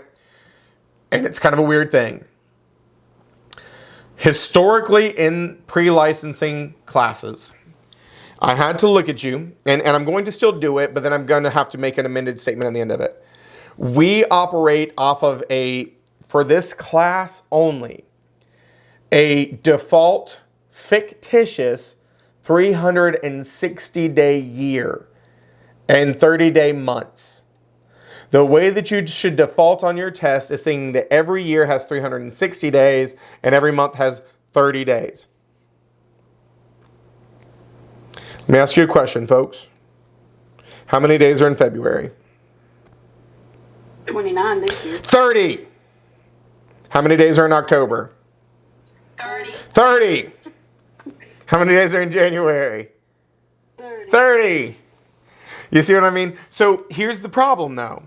Historically, your test was supposed to be based off of this fictitious 360-day year, 30-day month for prorations. And the point was to make it consistent so you knew the math concepts, but we weren't worried about whether or not you knew how many days were in each month. Here's the stupid thing, and I don't know if this is going to change, and I don't think it is. There was this revelation that the Real Estate Commission themselves had because I pointed it out to them. That they told us that they were only testing these people on a 360-day year. Turns out they lied. The test had both 360-day years and an actual calendar year. So I have to teach you both. And if it doesn't say anything on your test, you have to default to a 360-day year, 30-day month. But otherwise, it may specifically state, base it off of a real calendar year of 365. The math is the same, it's just the day counting is different. And I'll teach you that in the near future. But just keep that in mind that it's actually sick. Like, why would they try to give us this easier way of standardizing it, but then include the other way as well? Makes no sense to me. Why not just teach you the real way as opposed to teaching you two separate ways? I don't know. Because it makes sense. Yeah, that's right. Common sense ain't so common anymore, is it? What you got, Dora? So then by default, it's the 360, 30 days. And then anything else, I'll let you know. That's exactly right. Yeah, I don't know. Jacob says the mill rate would be the same, just divided by 1,000 instead. Nailed it. Absolutely. Now, I will tell you one other thing. When we're dealing with a per 100 rate, so for example, in this one we just used, folks, don't overthink it. We use the county rate only, so is this 89 cents per 100? That's a per 100 rate. Well, I want you to think, what would you have to do to 100 in a calculator to convert it to 1,000? Here you go, Sam. Multiply by 10. That's it. Times 10. So if you wanted to convert this per 100 rate to a mill rate, multiply it by 10. So 8.9 mils is the same as 89 cents per 100. It's the same rate, just converted. If we wanted to take this mill rate back to a per dollar rate, just like Jacob said, we would divide this mill rate by 1,000 to convert it to a per dollar rate. Once you understand that you can convert it this way, that way, and backwards, it's easy. So you just got to think about the calculator. What would you do to 100 in a calculator to turn it to 1,000? Multiply by 10. What would you do to 1,000 in a calculator to turn it into 1? Divide by 1,000, so on and so forth. What you got, Jacob? You said that the math is only in the national portion, right? Correct. There's no math on the state portion of the exam. So, nationally, we use mill rates, so... You're tested on both. Okay. Well, because you got to think about it, North Carolina is part of the whole United States. So national is all-encompassing. So what Tim was saying, that we do specifically use per 100 in North Carolina, but because there is a national exam, we have to include both methodologies. Per 100, we're not the only state that uses per 100, but most states do use a mill rate. Yeah. So national includes North Carolina. We are part of national. So that has to be a little all-encompassing. I wish that it wasn't a bifurcated exam. I wish we had a very state-specific exam. I don't know why we do, because of these nuances. So, Sam says, do we need an old school calculator when we take the test? Old school calculator. So when you take the test for this class, you need to have, I got one, I'm not going to reach down there, but I got a dumb one. A basic 4-function calculator is all you're allowed. You cannot use your phone. And then when you go to the actual testing center, yeah, Stephanie, you're blurred out, but something like that. When you go to the actual testing center, I think they provide them, but you are only allowed to use dumb calculators. No phones, no TI-83 pluses, nothing like that. What you got, Misty? Back in 2000, when I took the state test, I don't remember being a two-part test. A lot has changed in 24 years, Misty. Right, but I just don't remember it being broke up into a national test and a state test. I just remember it being one test. And it may well have been back then. I don't know. Back then we weren't a broker-only state. I think we turned into a broker-only state in 2006. So North Carolina used to have salespersons. The pre-licensing program used to not exist either. It was like a 10-hour course. It's changed a lot over the past 30-something odd years. Yeah. Yeah, listen, a lot has changed in the past 24 years, including probably Jacob's parents getting together, getting married, and conceiving him, okay? He's not even that old yet. So a lot has changed in the past 24 years. Not to make it awkward, Jacob, didn't want to put you on the spot, making you think about how you came to be. But I'm sure at this point you've probably figured it out, so. Oh, it just doesn't seem that long for me, just saying. I know. I tell you what, I get it. Yeah, I get it. Time flies.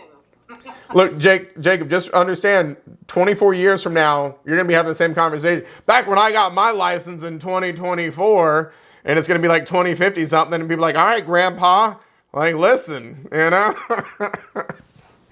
right. So, time flies. Folks, thank y'all for being awesome. We've got a lot more fun-filled stuff to do tomorrow night. We'll keep talking about the math. We'll move into bigger and better sections. They speed up, they speed up, they speed up. Y'all have a good night. Get some rest. If I can help y'all with anything, let me know. And we'll do this all over again tomorrow. Same bat time, same bat channel. Whoop, whoop.